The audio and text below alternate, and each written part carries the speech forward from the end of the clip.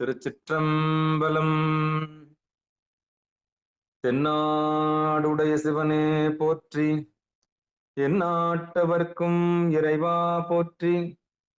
ஏகம்பத்துரையந்தாய் போற்றி, பாகம் பெண்ணொரு ஆனாய் போற்றி.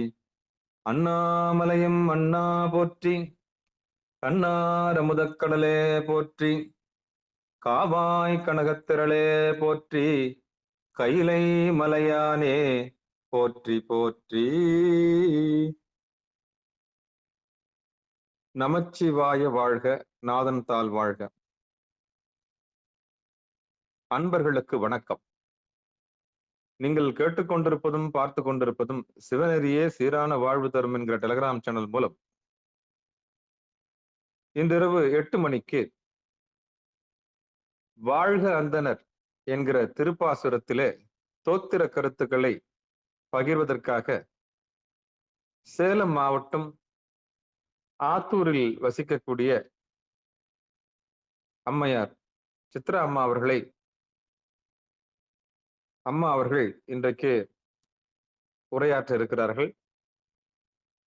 வாழ்க அந்தனர் என்ற பதியத்தில், அதாவது திருப்பாசுரத்திலே தோத்திர கருத்துக்கள் என்கிற தலைப்பின் கீழே அம்மையார் அவர்கள் உரையாற்ற வருகிறார்கள். அவர்களை வருக வருக என்று வரவேற்று இந்த நிகழ்ச்சிக்கு வருகின்றிருக்கக்கூடிய அனைத்து அடியார் பெருமக்களுடைய பொன்னார் திருவடிகளையும் மனம் மொழி மெய்களாலே வணங்கி வருக வருக என்று வரவேற்று நிகழ்ச்சிக்குள் இனிதே நுழைவோம். திருச்சிற்றம்பலம். ஊழியர்கோன் வெப்பொழித்த புகழியர்கோன் கடல் போற்றி, ஆழிமிசை கல்மிதப்பில் அணைந்த பிரான் அடி போற்றி, வாழி திருநாவலோர் வந்தொண்டர் பதம் போற்றி, ஊழிமலி திருவாதவூரார் திருத்தால் போற்றி போற்றி. நமச்சிவாயவே ஞானமும் கல்வியும், நமச்சிவாயவே நானறி விச்சையும், நமச்சிவாயவே நான் அவின்றேத்துமே, நமச்சிவாயவே நன்னெறி காட்டுமே. திருச்சிற்றம்பலம். அம்மா வாங்கம்மா. சிவாயனம். திருச்சிற்றம்பலம். தென்னாடுடைய சிவனே போற்றி, எந்நாட்டவர்க்கும் இறைவா போற்றி. அடியார் அடிமை அறிவாய் போற்றி, அமரர் பரியாள வைத்தாய் போற்றி. திருச்சிற்றம்பலம். இல்லை வாழ அந்தனரே முதலாக சீர்படைத்த தொல்லையதாம் திருத்தொண்ட தொகையடியார் பதம் போற்றி. ஒல்லையவர் புராண கதை உலகறிய விரித்துரைத்த செல்வமலி குன்றத்தூர் சேக்கிழார் அடி போற்றி. திருச்சிற்றம்பலம். அனைத்து அடியார் பெருமக்களுடைய திருவடிகளையும் மனமொழி மெய்களால் வணங்குகின்றேன். இன்று திருப்பாசுரம் ஆகிய வாழ்க அந்தனர் என்று தொடங்கும் திருஞான சம்பந்த பெருமான் அருளிய திருப்பாசுரத்திலே சாத்திர கருத்துக்கள் என்ற தலைப்பிலே சிந்திக்கும்படி ஐயா அவர்கள் சொல்லியிருந்தார்கள். அது அதை பத்தி சிந்திக்கிறதுக்கான வாய்ப்பே இல்லாம அதிகமான பணிச்சுமை காரணமா என்னால சிந்திக்க முடியல. இருந்தாலும் ஐயா சொல்லி ரொம்ப நாள் ஆச்சு, சரி இன்னைக்காவது சொல்லிடுவோம் அப்படின்னு சொல்லி இன்னைக்கு வீட்டுல இருக்கலாம்னு நினைச்சேன். ஆனா இன்னைக்கும் திரும்பவும் அலுவலகத்துக்கு போக முடியாயிருச்சு. அதனால சரி இன்னைக்கு எப்படியாவது சொல்லிடணும் அப்படிங்கிறதுக்காக இன்னைக்கு பேசிடுறேன்னு சொல்லியிருந்தேன். சேக்கிழார் பெருமானே இந்த பாசுரத்துக்கு 24 பாடல்கள்ல விளக்கம் எழுதுறாரு. அந்த விளக்கத்தை சொல்லிட்டு கடைசியா என்ன சொல்றாருன்னா, வெறியார் பொழில் சண்பயர் வேந்தர் மெய்ப்பாசுரத்தை குறியேறிய எல்லை அறிந்து கும்பிட்டேன் அல்லேன். அந்த பாசுரத்திற்கான பொருளை ஞானசம்பந்த பெருமான் எப்படி எந்த பொருளில் சொன்னாரோ அந்த பொருளினுடைய அளவு தெரிந்து நான் அதை கும்பிட்டேன் அல்லேன். அதை தெரிந்து நான் சொல்லவில்லை. சிறியேன் அறிவுக்கு அவர் தம் திருப்பாதம் தந்த நெறியே சிறிது யான் அறிநீர்மை கும்பிட்டேன் அன்பால். அந்த சிறியேனுடைய அறிவுக்கு அவருடைய திருப்பாதத்தை கும்பிட்டதால், அந்த அந்த கும்பிட்டதால் அன்பினால் கும்பிட்டதால், அந்த அவர் அருளிய அளவிற்கு, அவர் உணர்த்திய, எனக்கு உள்ளே நின்று உணர்த்திய அளவிற்கு நான் இதை சொல்லி இருக்கின்றேன் அப்படின்னு சொல்றாரு. சேக்கிழார் பெருமானாலேயே இந்த திருப்பாசுரத்துக்கு ஆஹ் ஞானசம்பந்த பெருமான் எந்த எந்த அளவிற்கு அதனுடைய நுட்பமான பொருள்களை வைத்து சொன்னாரோ அந்த நுட்பங்களின் எல்லை அளவிற்கு எனக்கு தெரியல. என்னுடைய சிற்றறிவுக்கு அவருடைய திருப்பாதத்தை வணங்கியதால், அன்பால் வணங்கியதால் அவர் எந்த அளவிற்கு உள்ளினின்று உணர்த்தினாரோ அந்த அளவிற்கு நான் இதை சொல்லி இருக்கின்றேன் அப்படின்னு சொல்றாரு. சேக்கிழார் பெருமானுக்கே அந்த நிலைமை அப்படின்னா அடியேனுடைய நிலைமையை எண்ணி பார்க்கவே வேண்டாம். அடியேனுடைய அறிவு சிற்றறிவிலும் சிற்றறிவு. அந்த சிற்றறிவிலும் சிற்றறிவை கொண்டு எனக்கு அந்த பெருமக்கள் இருவரும் குன்றை பதிவாழ் வேந்தராகிய சேக்கிழார் பெருமானுடைய அவர் அருளிப்பாட்டினாலும், திருஞான சம்பந்த பெருமானுடைய அருளினாலும் அவர் வணங்கியது போலவே அன்பினால் அவர்கள் திருவடியை வணங்கி அவர்கள் எனக்கு உணர்த்தியவாறு இதை சொல்ல முற்படுகின்றேன். ஏன்னா இதுக்கான எந்த உரையையும் படித்து பார்ப்பதற்கு கூட நேரம் இல்லை. ஐயா சொல்லுவாங்க அடிக்கடி, இதுக்கெல்லாம் உரை எடுத்து குறிப்பெடுத்துலாம் நான் சொல்லல, என்னுடைய அறிவுக்கு என்ன அந்த சமயத்துல என்ன சொல்லணும்னு எனக்கு இறைவன் உள்ள உணர்த்துறாரோ அதை தான் சொல்றேன் உங்களுக்கு அப்படின்னு சொல்லி ஐயா சொல்லுவாங்க. சேக்கிழார் பெருமானும் அதையே தான் சொல்லியிருக்கிறாரு. அதனால அந்த அளவிற்கு எனக்கு என்னுடைய சிற்றறிவுக்கு அவர்கள் உணர்த்தியவாறு இந்த பாசுரத்திற்கு பொருள் காண அதில் இருக்கக்கூடிய அந்த சோத்திர கருத்துக்களை காண முற்படலாம். இந்த பாசுரத்துக்கு சேக்கிழார் பெருமான் உரை எழுதியிருக்காரு. ஞானசம்பந்த பெருமான் எத்தனையோ பாடல்களை அருளி இருக்கின்றார், எத்தனையோ பதியங்கள் அருளி செய்திருக்கின்றார். இப்போ பெரிய புராணத்துல பாத்தீங்கன்னா திருநாவுக்கரசருடைய புராணமும் வருது. அவரும் எத்தனையோ 49,000 பாடல்கள், அவர் 7,700 இரும்பனுவல் பாடியவர்னு சுந்தரர் பெருமான் அப்பர் பெருமானை குறிப்பிடுகிறார். அது மாதிரி அவரு அந்த 7,700 இரும்பனுவல் 4,90,000 பாடல்களும் ஏதோ வரும். ஆனா நமக்கு கிடைச்சிருக்கிறது 3,000 பாடல் என்றாலும் அந்த பாடல்களையும் சேக்கிழார் பெருமான் படித்திருக்கின்றார். சுந்தரமூர்த்தி சுவாமிகள் அருளிய திருப்பாட்டையும் படித்திருக்கின்றார். எந்த பதிகத்துக்குமே விளக்கம் சொல்லவில்லை. அவர் பெரிய புராணத்துல பாத்தீங்கன்னா பேர் பாதி பிள்ளை பாதி புராணம் பாதின்னு சொல்லுவாங்க. அதாவது திருஞான சம்பந்தருடைய வரலாறு பாதி புராணத்துல இருக்கும், மீதி புராணமாகத்தான் மற்றவர்கள் புராணத்தை இவர் பாடியிருப்பார். ஏன்னா திருஞான சம்பந்த பெருமான் மீது அவ்வளவு ஈடுபாடு அவருக்கு. அப்படி திருஞான சம்பந்த பெருமானுடைய வரலாறை நிறைய பாடல்கள் பாடியிருந்தாலும் கூட எந்த ஒரு பதிகத்துக்குமே அவர் இவ்வளவு விளக்கம் சொன்னதில்லை. இந்த ஒரு பாசுரத்துக்கு மட்டும் முழுவதுமாக விளக்கம் சொல்கின்றார். அது ஏன் அப்படின்னு சொல்லி நம்ம பார்த்தோம்னா, திருஞான சம்பந்த பெருமான் பிறக்கின்ற போது அவர் பிறந்த நோக்கங்களை பட்டியலிடுகின்றார். ஞான சம்பந்த பெருமான் 16 வயது வரை வாழ்ந்தவர். அதனால் அவர் 16 காரணங்களுக்காக திரு அவதாரம் செய்தார் அப்படின்னு சொல்றாரு. அது அவருடைய தந்தையாராகிய சிவபாதைய இருதயர் பல காலம் பிள்ளை பேர் வேண்டி தவம் இருக்கின்றார். எப்படிப்பட்ட பிள்ளை வேண்டும் என்று தவம் இருக்கின்றார் என்றால், மேதினி மேல் சமன் கையர் சாக்கியர்தம் பொய்மிகுத்தே ஆதி அருமறை வழக்கம் அருகி அரண் அடியார்பால் ஊதி சாதன விளக்கம் போற்றல் பெறாது ஒழியக் கண்டு ஏதமிலீர் ஏதமில் சீர் சிவபாத இருதயர்தாம் இடர் உழந்தார். அவர் வாழ்ந்த காலத்துல எங்கேயும் சைவ நெறி கொஞ்சம் குறைந்தும் சமணர்களுடைய கையும் சாக்கியர்கள் கையும் ஓங்கி அவங்க சொன்ன பொய்யே எல்லா இடத்துலயும் மிகுந்து இருக்கின்றது.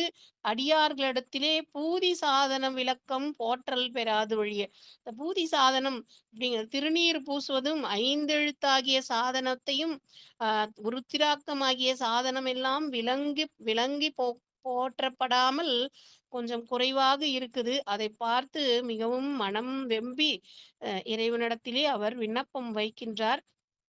என்ன விண்ணப்பம்னா, பரசமயம் நீராக்கும் புனைமணிப்பூன் காதலனை பெற போற்றும் தவம் புரிந்தார்.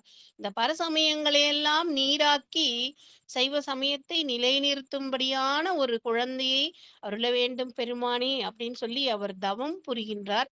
அந்த தவத்தின் காரணமாக அந்த தவத்தினுடைய அந்த ஒரு புண்ணிய பலனாக அவருக்கு திருஞான சம்பந்த பெருமான் அவதாரம் செய்கின்றார். எதற்காக என்றால், அவம் பெருக்கும் புல்லறிவின் அமன் முதலாம் பரசமயப் பவம் பெருக்கும் புரை நெறிகள் பாழ்பட நல் ஊழிதொறும் தவம் பெருக்கும் சண்பையிலே தாவில் சராசரங்களெல்லாம் சிவம் பெருக்கும் பிள்ளையார் திரு அவதாரம் செய்தார்.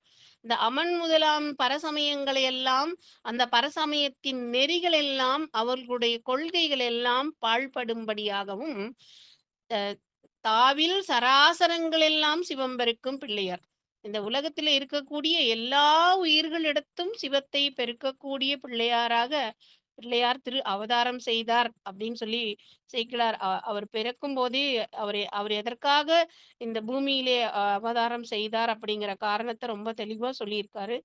அந்த காரணத்தை நிலைநிறுத்திய பாடல். அதாவது அந்த காரணத்தை அவர் எதுக்காக பிறந்தாரோ அதற்கான காரணத்தை நிறைவேற்றிய பாடல் இந்த திருப்பாசுரம். இந்த திருப்பாசுரம் பாடித்தான் அவர் அந்த பரசமயங்களை நீராக்கினார். பரசமயங்களை நீராக்கினார் அப்படின்னா அந்த சமயங்களே இல்லாம அழிக்க பண்றதுன்னு இல்ல. அந்த சமயங்கள் கூறிய பொய் நெறிகள், அவர்களுடைய நெறிகளை அழித்தது. அவர்கள் கூறிய நெறி, அவர்கள் கூறியதெல்லாம் உண்மை அல்ல, சைவ நெறிதான் உண்மையானது என்று அவர்களுடைய நெறியை இல்லாமல் செய்து சைவ நெறியை அங்கே நிலைநிறுத்தினார். அப்படி நிலைநிறுத்திய பாடல்தான் இந்த வாழ்க அந்தணர் என்று சொல்லும்படியான இந்த திருப்பாசுரம். அதனாலதான் சேக்கிழார் பெருமான் இந்த பாடலுக்கு அவ்வளவு விளக்கம் எழுதியிருக்கிறார். அது மாத்திரம் இல்ல, பொய் சமயங்கள் கூறிய பொய் நெறிகளை எல்லாம் பொய்யாக்கி மெய்நெறியாகிய சைவ நெறியை உணர்த்திய பாடல். உலகியலிலே உழன்று கொண்டிருந்த மக்களை அருளியல் பக்கம் திருப்பிய பாடல் இந்த பாடல். அதனாலதான் இது மேல ரொம்ப ஈடுபாடு கொண்டு சேக்கிழார் பெருமான் பாடலுக்கு மாத்திரம் விளக்கம் எழுதல, ஒவ்வொரு வார்த்தைக்கும் ஒவ்வொரு பதத்துக்குமே விளக்கம் எழுதியிருக்கிறார். அது 24 பாடல்களிலே அதற்கான விளக்கங்களை அருளி செய்திருக்கின்றார். அந்த விளக்கங்களை எல்லாம் ஐயா நிறைய சொல்லியிருப்பாங்க. அதை கேட்கறதுக்கு எனக்கு கொடுத்து வைக்கல. அவர் அந்த பாடம் நடத்தும் போது என்னால அதுல கலந்துக்க முடியல. அதனால ஐயா சொன்ன அளவுக்கு சரியான விளக்கங்களை சொல்ல முடியுமான்னு தெரியல. தெரிந்த அளவிற்கு நான் சொல்கின்றேன். முதல் பாடல்ல இந்த பாசுரத்தை எதற்காக எழுதினார் அப்படின்னா, அனல்வாதம் செய்தும் மன்னனுடைய சுரத்தை நீக்கியும் அந்த சமணர்கள் அவங்க சொல்ற பொய் நெறிதான் உண்மை, சைவ நெறி உண்மை இல்லை அப்படின்னே அவங்க சாதிச்சுக்கிட்டு இருக்காங்க. அவங்களுடைய பொய் நெறி என்ன சொல்லுது அப்படின்னா, எல்லா பொருளையும் உண்டு அப்படின்னு சொல்லுவாங்க, அப்புறம் எல்லா பொருளையும் இல்லை அப்படின்னு சொல்லுவாங்க. இப்ப கடவுள் இருக்கிறாரா அப்படின்னு கேட்டா, கடவுள் உண்டு ஆனா இல்ல அப்படின்னு சொல்லுவாங்க. அந்த அந்த உங்களுடைய கொள்கைக்கு அத்தி நாத்திவாதம் அப்படின்னு பேரு. அஸ்தி அப்படின்னா உண்டு, நாஸ்தி அப்படின்னா இல்ல. அவங்க எல்லாத்தையும் எல்லா பொருள்களையும் அது அந்த பதிப்பொருள், பசுப்பொருள், பாசப்பொருள் அப்படின்னு சொல்லுவோம் இல்லையா, அந்த எந்த பொருளா இருந்தாலும் எல்லாத்தையுமே உண்டு அப்படின்னு சொல்லுவாங்க. அப்புறம் அவங்களே அது இல்ல அப்படின்னு மறுத்து சொல்லுவாங்க. முன்னுக்கு பின் முரணாக இருக்கும் அவர்களுடைய சொல்லும் செயலும். இந்த உண்டு இல்ல அப்படிங்கிறத அதை வச்சுக்கிட்டு பாண்டிய நாட்டையே அவங்க உண்டு இல்லைன்னு பண்ணிட்டு இருந்தாங்க. ஏன்னா பாண்டிய மன்னனை கைக்குள்ள போட்டுட்டு அந்த மக்களை எல்லாம் அந்த பொய் நெறினா மெய் நெறி இல்லை, பொய் நெறி உண்டு அப்படின்னு சொல்லி, சைவ நெறியே இல்ல, சைவம் கூறும் சிவபெருமான் கடவுள் அந்த மாதிரி அதெல்லாம் இல்ல, நாங்க சொல்ற பொய் நெறிதான் உண்டு அப்படின்னு சொல்லி அவங்க வாதம் பண்ணிக்கிட்டு அவங்க அந்த நெறிகளை மக்களிடையே பரப்பி மக்களை எல்லாம் ஒருவித அச்சத்துடனேயே வைத்து கொண்டிருந்தார்கள். ஏன்னா இவங்கெல்லாம் கொலை செய்யவும் அஞ்சாத பாதகர்கள். ஞானசம்பந்த பெருமான் மதுரையில தங்கியிருக்கின்ற பொழுது சிவனடியார்கள் தங்கி இருக்கின்ற இடம், அத்தனை அடியார்கள் இருக்கக்கூடிய இடம் அப்படின்னு சொல்லி பார்க்காம அங்க இருக்கவங்களெல்லாம் விரட்டணும் அப்படிங்கிறதுக்காக அவங்க பொய் மந்திரத்தை எல்லாம் சொல்லி பார்த்தாங்க. ஏன்னா அங்க உள்ள இருந்தது மெய் மந்திரமாகிய ஐந்தெழுத்து மந்திரம். அங்கே ஞானசம்பந்த பெருமானும் அடியவர்களும் ஐந்தெழுத்து ஓதுபவர்கள், ஐந்தெழுத்தை ஓதிக்கொண்டிருப்பவர்கள். துஞ்சல் இல்லாத பொழுதிலும் நெஞ்சகம் நைந்து நினைவன். தூங்குனா கூட அவங்க 5 எழுத்தை மறக்காம சொல்லிட்டு இருப்பாங்க. தூங்கி எழுந்த உடனே சொல்லுவாங்க. எப்பவும் சொல்லிக்கொண்டே இருப்பார்கள். அந்த பெரிய மந்திரம் அவங்க கிட்ட இருந்ததுனால, இவங்க சொன்ன பொய் மந்திரம்லாம் அங்க வேலை செய்யல. அதனால அந்த மந்திரம் வேலை செய்யல அப்படின்னா, அது தெரிந்தால் மன்னன் தங்களை தண்டித்து விடுவானே அப்படின்னு சொல்லி தீய மூட்டிட்டு போயிட்டாங்க. அப்படி உள்ள இருக்கவங்க எத்தனை பேர் இருந்தாலும் சரி, அந்த உயிர்கள் போனாலும் சரி அப்படிங்கிற கொலைக்கு அஞ்சாத பாதகர்களாக சமணர்கள் இருந்தார்கள். அப்படி அவங்க உண்டு இல்லைன்னு பண்ணிக்கிட்டு இருந்த அந்த சமணர்களை ஞானசம்பந்த பெருமான் உண்டு இல்லைன்னு பண்ணிட்டார். என்ன அப்படின்னா, அவங்களுடைய பொய் நெறி இல்ல. அது அது நிலையானது அல்ல. ஆனால் சைவ நெறி சிவபெருமான் எல்லாவற்றிற்கும் மேலான உண்மை பரம்பொருள் சிவபெருமான் தான். அவர்தான் உண்டு. அந்த அந்த மெய் நெறியாகிய சைவ நெறிதான் உண்டு அப்படின்னு சொல்லி ஆக்கினவர் ஞானசம்பந்த பெருமான். அதனால அந்த உண்டு இல்லைங்கிற வாதத்தை வைத்தவர்களை உண்டு இல்லை என்று ஆக்கிய ஞானசம்பந்த பெருமானுடைய இந்த பாசுரம் சேக்கிழாருடைய மனதை மிகவும் கவர்ந்திருந்ததனால் இதற்கு அருமையாக விளக்கம் கூறியிருக்கின்றார். முதல் பாடல் வாழ்க அந்தணர். இந்த பாசுரத்தை ஞானசம்பந்த பெருமான் அவர் திருக்கரங்களாலேயே ஏட்டினில் எழுதி அதை பாடி அதை ஏட்டினில் இட்டார் அப்படின்னு சொல்லி இருக்கிறாரு. அந்த அந்த பாடல்ல முதல் பாடல் வாழ்க அந்தணர் வானவர் ஆனினம் வீழ்க தன்புணல் வேந்தனும் ஓங்குக ஆழ்க தீயது எல்லாம் அரண் நாமமே சூழ்க வையகமும் துயர் தீர்கவே. இந்த பாட்டு நிறைய எல்லாருக்குமே பெரும்பாலும் தெரிஞ்ச பாடல் தான். திருமுறைகள் எல்லாம் ஓதிட்டு நிறைய பேர் இதை வாழ்த்து பாடலாக பாடும் பழக்கத்தை கொண்டிருக்கின்றார்கள். அந்த பாடல் என்ன சொல்றாருன்னா, வாழ்க அந்தனர். அந்தனர் அப்படின்னா அந்தனர் என்போர் அறவோர் மற்ற எவ்வுயிர்க்கும் செந்தன்மை பூண்டு ஒழுகலான். அந்தனர் அப்படிங்கிறது பிறவியால் வரக்கூடியது அல்ல. அவங்க எல்லா உயிர்களுக்கும் செந்தன்மை பூண்டு ஒழுகினர். எல்லா உயிர்களுக்கும் அறமாகிய செந்தன்மையை பூண்டு ஒழுகுபவர்கள் யாராயினும் அவர்கள் அந்தணர்கள். அப்படி அந்த அந்தணர்களை தான் தில்லைவாழ் அந்தணர்தம் அடியார்க்கும் அடியேன் என்று சிவபெருமானால் அடியெடுத்து கொடுக்கப்பட்டவர்கள். அவர் தில்லையில் இருந்த அடியார் அந்தணர்களை சுவாமி அடியெடுத்து கொடுத்தாலும் அந்தணர் என்று சொன்னாலே அவர்கள் அறவோர். அதனால் அந்த அந்தணர்கள் வாழ்க அப்படின்னு சொல்லி வாழ்த்துறார். அதுக்கப்புறம் வானவர் வாழ்க. வானவர்கள் வானத்தில் இருக்கக்கூடிய முனிவர்கள் தேவர்கள் எல்லாம் வாழ்க. ஆனினம் வாழ்க. ஆனினம் அப்படின்னா பசுக்கூட்டம். பசுக்கூட்டத்தையும் குறிக்கும்.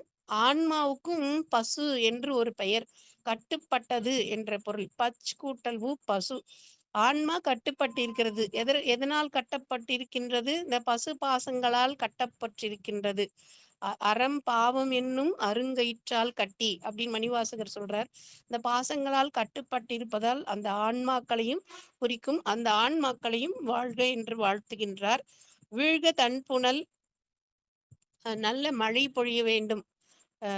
மழை பொழிந்தால்தான் ஔவையார் சொல்லுவாங்க, வரப்புயர வரப்புயர நீர் உயரும், நீர் உயர நெல்லுயரும், நெல்லுயர குடி உயரும், குடி உயர கோன் உயர்வான் அப்படின்னு சொல்லுவாங்க. அப்ப எந்த தானம் தவம் இரண்டும் தங்கா வியனுலகம் வானம் பெய்யாவிடின். அந்த வானம் மழை பொழியல அப்படின்னா உலகத்துல தானம் தவம் என்று சொல்லக்கூடிய அறங்கள் எல்லாம் எதுவும் இருக்காது. அது தங்காது.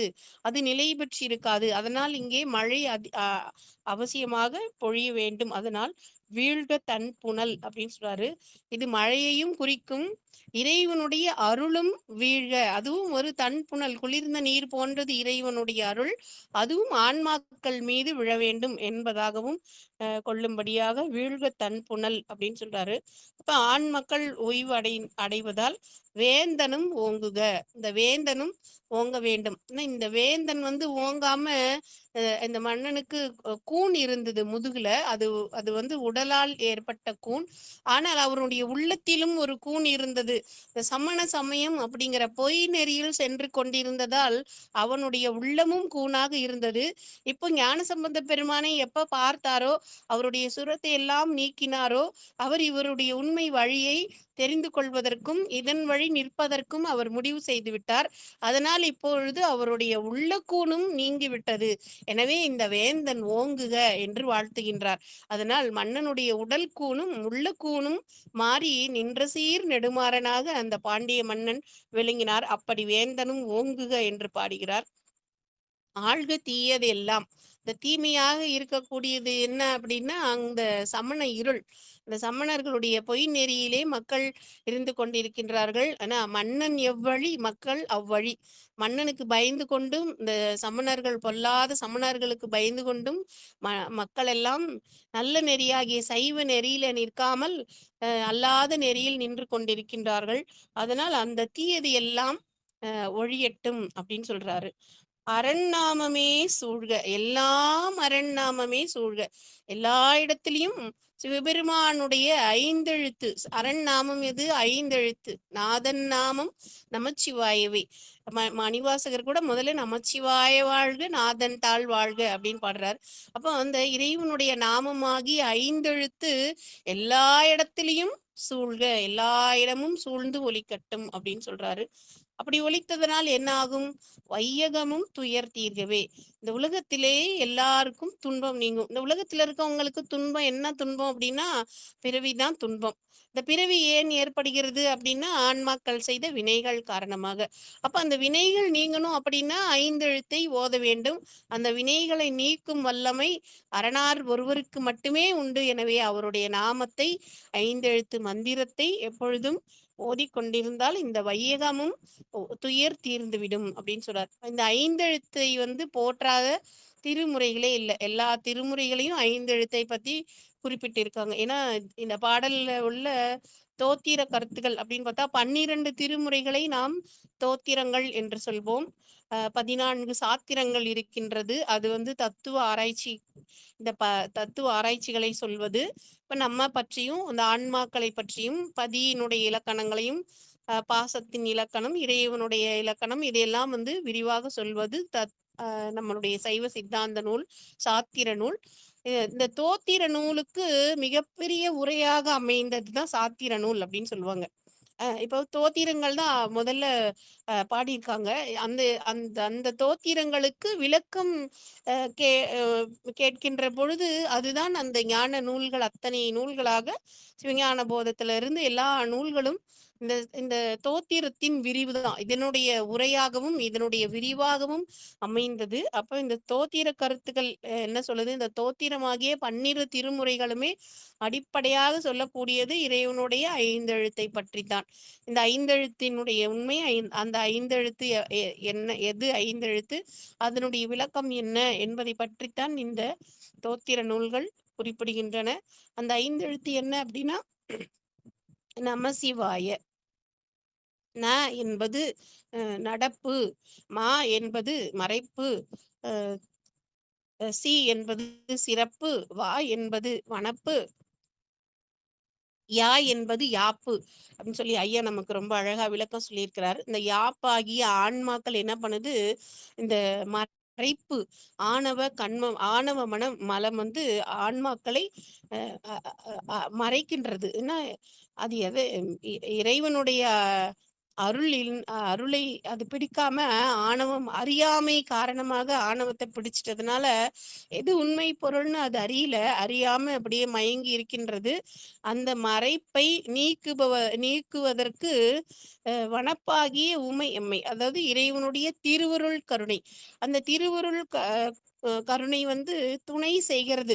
எதற்கு துணை செய்கிறது அப்படின்னா, இந்த யாப்பாகிய உயிர் சிறப்பாகி சிவத்தை அடைவதற்கு உதவி செய்கின்றது. அதை சொல்வதற்காகத்தான் இந்த நம சிவாய என்கின்ற நாதன் நாமம். இதை மந்திரமாகவும் சொல்வர். இந்த நம சிவய அப்படின்னு சொல்லும்போது பக்குவம் அடைய அடைய அது சிவய நம என்று தானாகவே மாறிவிடும். அதுக்கப்புறம் அது சிவய சிவ சிவ சிவ சிவ சிகாரம் தரும் உமையாள் துணைவர் சேனல்ல பேசிக்கிட்டு இருக்கோம். இப்போ சிகாரம் கடைசியாக வருவது, அதை நாயோட்டு மந்திரம் என்றும் சொல்வார்கள். அது மகுடமாக அமைந்திருக்கக்கூடிய மந்திரம். இதெல்லாம் கா தூல பஞ்சாக்கரம், சூக்கும பஞ்சாக்கரம், அதிசூக்கும பஞ்சாக்கரம் அப்படின்னு சொல்லுவாங்க. தூலமாக இருப்பது நம சிவாய, அதுக்கப்புறம் சூக்குமமாக இருப்பது சிவய நம, அதிசூக்குமமாக இருப்பது சிவய சிவ அப்படின்னு சொல்லி இந்த மந்திரங்களை வகைப்படுத்துவார்கள். இந்த மந்திரங்கள் எல்லாம் அந்த அந்த ஆன்மாக்களுடைய பக்குவத்திற்கு ஏற்ப அது அமையப்பெறும். இப்போ முதல்ல வர ஆன்மாக்கள் எல்லாருமே சொல்லக்கூடியதாக நமசிவய மந்திரம் இருக்கின்றது. அந்த நமசிவய மந்திரம் இறைவனுடைய திருநாமமாகவும், அது மந்திரம். மந்திரம் அப்படின்னா என்னன்னா, மனதால் நினைப்பவரை காக்க வல்லது. அதனால அப்படிப்பட்ட மந்திரத்தை இந்த உலகம் உய்யும்படியாக சொல்லியிருக்கிறார்கள். அனைத்து அருளாளர்களுமே இந்த நமசிவ மந்திரத்தையும் இறைவனுடைய திருநாமத்தையும் போற்றி பாடாதவர்களே இல்லை. எல்லா திருமுறைகளும் பாடப்பட்டிருக்கின்றது. ஞானசம்பந்த பெருமான் காதலாகி கசிந்து கண்ணீர் மல்கி ஓதுவார்த்தமை நன்னெருக்கு உய்ப்பது வேதம் நான்கினும் மெய்ப்பொருளாவது நாதன் நாமும் நமச்சிவாயவே அப்படின்னு சொல்லி பாடியிருக்கார். அவர் அதே போல துஞ்சல் இல்லாத பொழுதிலும் நெஞ்சகம் நைந்து நினைமின் நாள்தொறும் வஞ்சகமற்ற அடி வாழ்த்த வந்த கூற்று அஞ்ச உதைத்தன அஞ்செழுத்துமே அப்படின்னு அந்த அஞ்செழுத்து உண்மையை ஞானசம்பந்த பெருமான் தன்னுடைய அந்த அந்த அவங்களுக்கு பூநூல் அணிவிப்பார்கள் இல்லையா, அந்த பூநூல் அணியக்கூடிய அந்த நாளிலே அவருக்கு அந்த வேற இந்த காயத்ரி மந்திரம் அது மாதிரி மந்திரங்களை எல்லாம் அவருக்கு உபதேசம் செய்தார்கள். இந்த மந்திரங்களுக்கெல்லாம் மேலான மந்திரம் அஞ்செழுத்து, அந்தியுள் மந்திரம் அஞ்செழுத்துமே அப்படின்னு சொன்னாரு. அங்கையில் ஐவிரல் அஞ்செழுத்துமே அப்படின்னு சொல்லி அந்த ஐந்தெழுத்தின் பெருமைகளை எல்லாம் ஞானசம்பந்த பெருமான் உடைய தோத்திர பாடல்களிலே வருகின்றது. அப்பர் பெருமான் சொற்றுணை வேதியன் வானவன் என்ற பாடலிலே நற்றுணையாவது நமச்சிவாயவே என்று பாடல் தோறும் கூறி அந்த நமச்சிவாய மந்திரத்தை சொல்கின்றார். அதே போல கருவாய் கிடந்து உன் கழலே நினையும் கருத்துடையேன் அப்படிங்கிற பாடல்ல உருவாய் தெரிந்து உந்தன் நாமம் பயின்றேன் உனதருளால், உன்னுடைய நாமத்தை நான் எப்பொழுது உருவானேனோ அப்பொழுது இருந்தே உன்னுடைய அருளால் சொல்ல பெற்றேன். சிவாய நம என்று நீரணிந்தேன் தருவாய் சிவகதி நீ பாதிரி புலியூர் அரணி அப்படின்னு சொல்றார். சிவாய நம என்று நீரணிந்தேன், அதனால் சிவகதி தருவாய். அப்ப இந்த சிவாய நமன்னு சொன்னா சிவகதியையும் தரவல்லது இந்த மந்திரம். அதனாலே மணிவாசகர் நானேயோ தவம் செய்தேன் சிவாயினமே என பெற்றேன் அப்படின்னு பாடுறார். இப்படி எல்லா அருளாளர்களும் ஒருத்தர் கூட போற்றாதவங்க இல்லை அந்த ஐந்தெழுத்தை. அப்படி அந்த பிறந்து மொழி பயின்ற பின்னெல்லாம் காதல் சிறந்து நின் சேவடியே கை தொழுதேன். பிறந்து மொழி பயின்ற பின் மொழி எப்போ பேச ஆரம்பித்தேனோ அப்பல இருந்து உன்னுடைய நாமத்தை நான் சொல்லி கொண்டு வருகின்றேன் அப்படின்னு காரைக்கால் அம்மையார் சொல்றாங்க. இந்த மாதிரி எல்லா சாத்திர நூல்களும் சிவசிவ என்கிலர் தீவினையாளர், சிவசிவ என்றிட தீவினை மாளும், சிவசிவ என்றிட தேவரும் ஆவர், சிவசிவ என்ன சிவகரிதானே அப்படின்னு திருமூலர் 10ஆம் திருமுறையிலும் இப்படி தோத்திரங்கள் எல்லா தோத்திரங்களிலும் இந்த ஐந்தெழுத்தை போற்றாத தோத்திரமே எதுவுமே இல்லை. அப்படி அந்த ஐந்தெழுத்தை போற்ற வேண்டும் என அடியார்களுக்கு ரொம்ப முக்கியமான சாதனம் ஐந்தெழுத்து தான். திருநீரு திருநீரு உருத்திராக்கம் இதெல்லாம் இதெல்லாம் அணிந்து இருக்க வேண்டும். அப்படி அது அணிய முடியாத நேரத்தில் கூட ஐந்தெழுத்து மந்திரத்தை விடாம சொல்லிக்கிட்டு இருக்கணும், எப்பொழுதும் சொல்லி கொண்டிருக்கணும். துஞ்சிருள் காலை மாலை தொடர்ச்சியை மறந்திராதே. தூங்கும் போதும் சரி, இருளிலும் சரி, வெளிச்சத்திலும் சரி, தொடர்ச்சியை மறக்காம அந்த ஐந்தெழுத்து மந்திரத்தை சொல்ல வேண்டும் என்று தோத்திரங்கள் எல்லாம் சொல்கின்றன. அப்படி இங்கே ஞானசம்பந்த பெருமான் அரண் நாமமே சூழ்க, எல்லா இடத்திலும் இறைவனுடைய நாமம் சூழ வேண்டும் அப்படின்னு சொல்லி முதல் பாடல்ல பாடுறாங்க. அடுத்ததாக அரிய காட்சியராய் தமது அங்கை சேர் எரியர் ஏறுகந்து ஏறுவர் கண்டமும் கரியர் காடுரை வாழ்க்கையர் ஆயினும் பெரியர் ஆரறிவார் அவர் பெற்றியே. இறைவனுடைய பெருமையை யாரால் அறிய முடியும்? யார் அறிவார் அவர் அகலமும் நீளமும், அவர் இவ்வண்ணன் இந்நிறத்தன் இவன் என்று எழுதி காட்ட ஒணாதே அப்படின்லாம் பாடியிருக்காங்க. அப்போ அவர் எப்படிப்பட்டவர்? அவரை எப்படி அறிய முடியும் அப்படின்னா, அரிய காட்சியர். அவர் மிகவும் அரிதான காட்சிகளை உடையவர். அரிதான காட்சினா திருமாலும் பன்றியும் சென்றுணரா திருவடியாகி அவருடைய திருவடியும் அவருடைய காட்சியும் அரியது. எல்லாருக்கும் கிடைச்சிடுமா இறைவனோட காட்சி அப்படின்னா, எல்லாருக்கும் இறைவன் அப்படியே மான் மழுவோட காட்சி கொடுப்பாரா அப்படின்னா காட்சி கொடுக்க மாட்டார். அந்த ஆன்மாக்களுடைய பக்குவத்திற்கு ஏற்ப காட்சி கொடுப்பார். ஆன்மாக்கள் 3 வகையாக பிரிக்கப்படுகின்றது. 3 மலங்களுடைய ஆன்மாக்கள், அது சகலர் அப்படின்னு சொல்லுவாங்க. அப்புறம் 2 வகையான 2 மலமுடைய ஆன்மாக்கள், அப்புறம் ஒரு மலம், அது ஆணவ மலம். அந்த ஆணவ மலம் மட்டும் அடங்கி இருக்கும். அது மாத்திரமல்ல, முத்தி நிலையில் இத்தை விளைவித்தல் மலம் அப்படின்னு சொல்றாங்க. சிவமுத்தியில அந்த சிவானந்தத்தை ஆன்மா உய்வதை செய்து கொண்டிருக்கும் வேலையை அந்த ஆணவ மலம் அங்க செய்து கொண்டிருக்குமோ. அதனால ஆணவ மலத்தை இல்லாமல் செய்ய முடியாது, அதை அடக்கி வைக்க முடியும், அதை அமுக்கி வைக்க முடியும். அதைத்தான் முயலகன் அப்படிங்கிற வடிவத்துல பெருமான் அந்த காலை அந்த முயலகன் மீது ஊன்றி கொண்டு அந்த ஆணவத்தை அடக்கினால் என்னுடைய திருவடியை அடையலாம் அப்படின்னு தன்னுடைய திருவடியை தமக்கு காட்டி கொண்டிருக்கின்றார். இப்படி எந்த திருவடியை பிடிக்கணும்னு ஆன்மா தடுமாறக்கூடாதுன்னு இந்த தூக்கி இருக்கு பாரு, இந்த திருவடியை பிடின்னு அந்த கையால சுட்டி காட்டுகின்றார். அப்படி இறைவன் ஆடுவது ஆடிக்கொண்டு அந்த உயிர்களுக்கு அருள்வதற்காக. அந்த காட்சி அரிய காட்சி, எல்லாருக்கும் கிடைக்காது. மும்மலங்களுடைய ஆன்மாக்களுக்கு தம்மை போல் குருவாக குருவின் மீது அதிர்ஷ்டித்து நின்று இறைவன் காட்சி கொடுப்பார். இரு மலமுடைய ஆன்மாக்களுக்கு அவங்களுக்கு மான்மழுவோட காட்சி தருவார். ஒரு மலமுடைய ஆன்மாக்களுக்கு இரு மலமுடைய ஆன்மாக்களுக்கு உள் நின்று உணர்த்துவார். ஒரு மலமுடைய ஆன்மாக்களுக்கு தான் மான்மழுவோட காட்சி கொடுப்பார். அப்ப அந்த மான்மழுவோடு இருக்கக்கூடிய காட்சி எல்லாருக்கும் கிடைக்காது. அதனால அது அரிய காட்சியர்.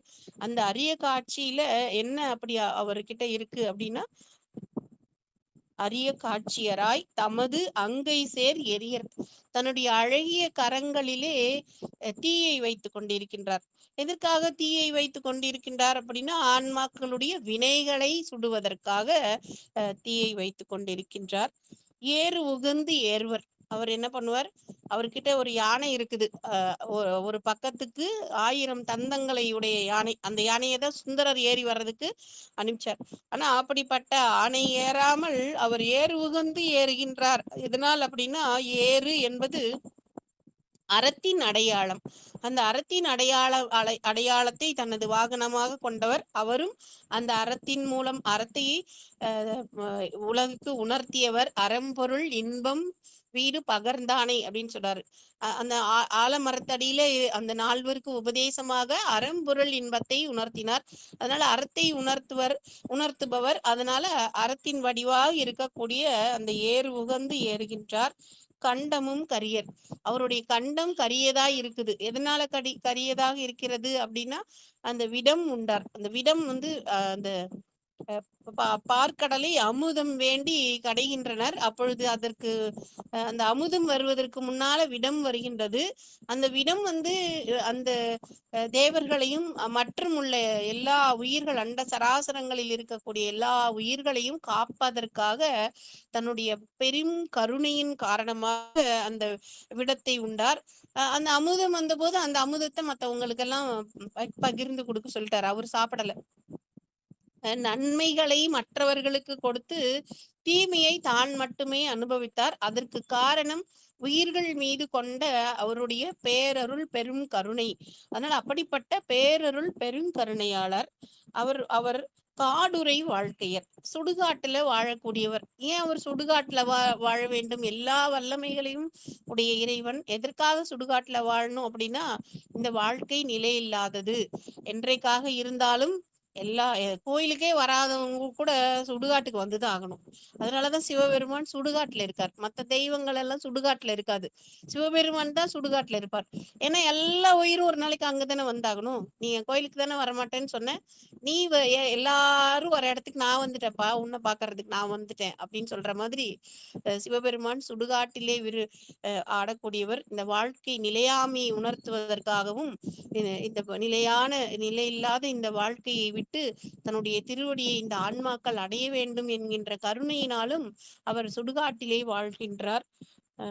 அப்புறம் அவர் ஆயினும் பெரிய அவர் சுடுகாட்டுல இருக்கிறதுனால அவர் ஒரு சாதாரணமானவர்னு நினைச்சிடக்கூடாது. ஆயினும் பெரியர் அவர் எவ்வளவு பெரியவர் தெரியுமா?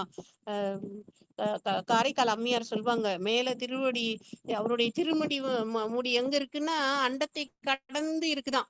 அவருடைய திருவடி எங்க இருக்குன்னா இந்த உலகங்களை கடந்து கீழே வரைக்கும் போகுமா. இப்படி முகடு எல்லாம் பேர்ந்து கொண்டு போகின்ற அளவுக்கு அவர் திருமுடி வளரும், அவருடைய திருவடி வளரும். அவருடைய அந்த அவருடைய எவ்வளவு பெருசா இருப்பார் அப்படின்னும், எவ்வளவு சிறியவராக இருப்பார் அப்படிங்கிறதோ, அவருடைய நுண்மை பருமை இதையெல்லாம் யாராலும் அறிய முடியாது.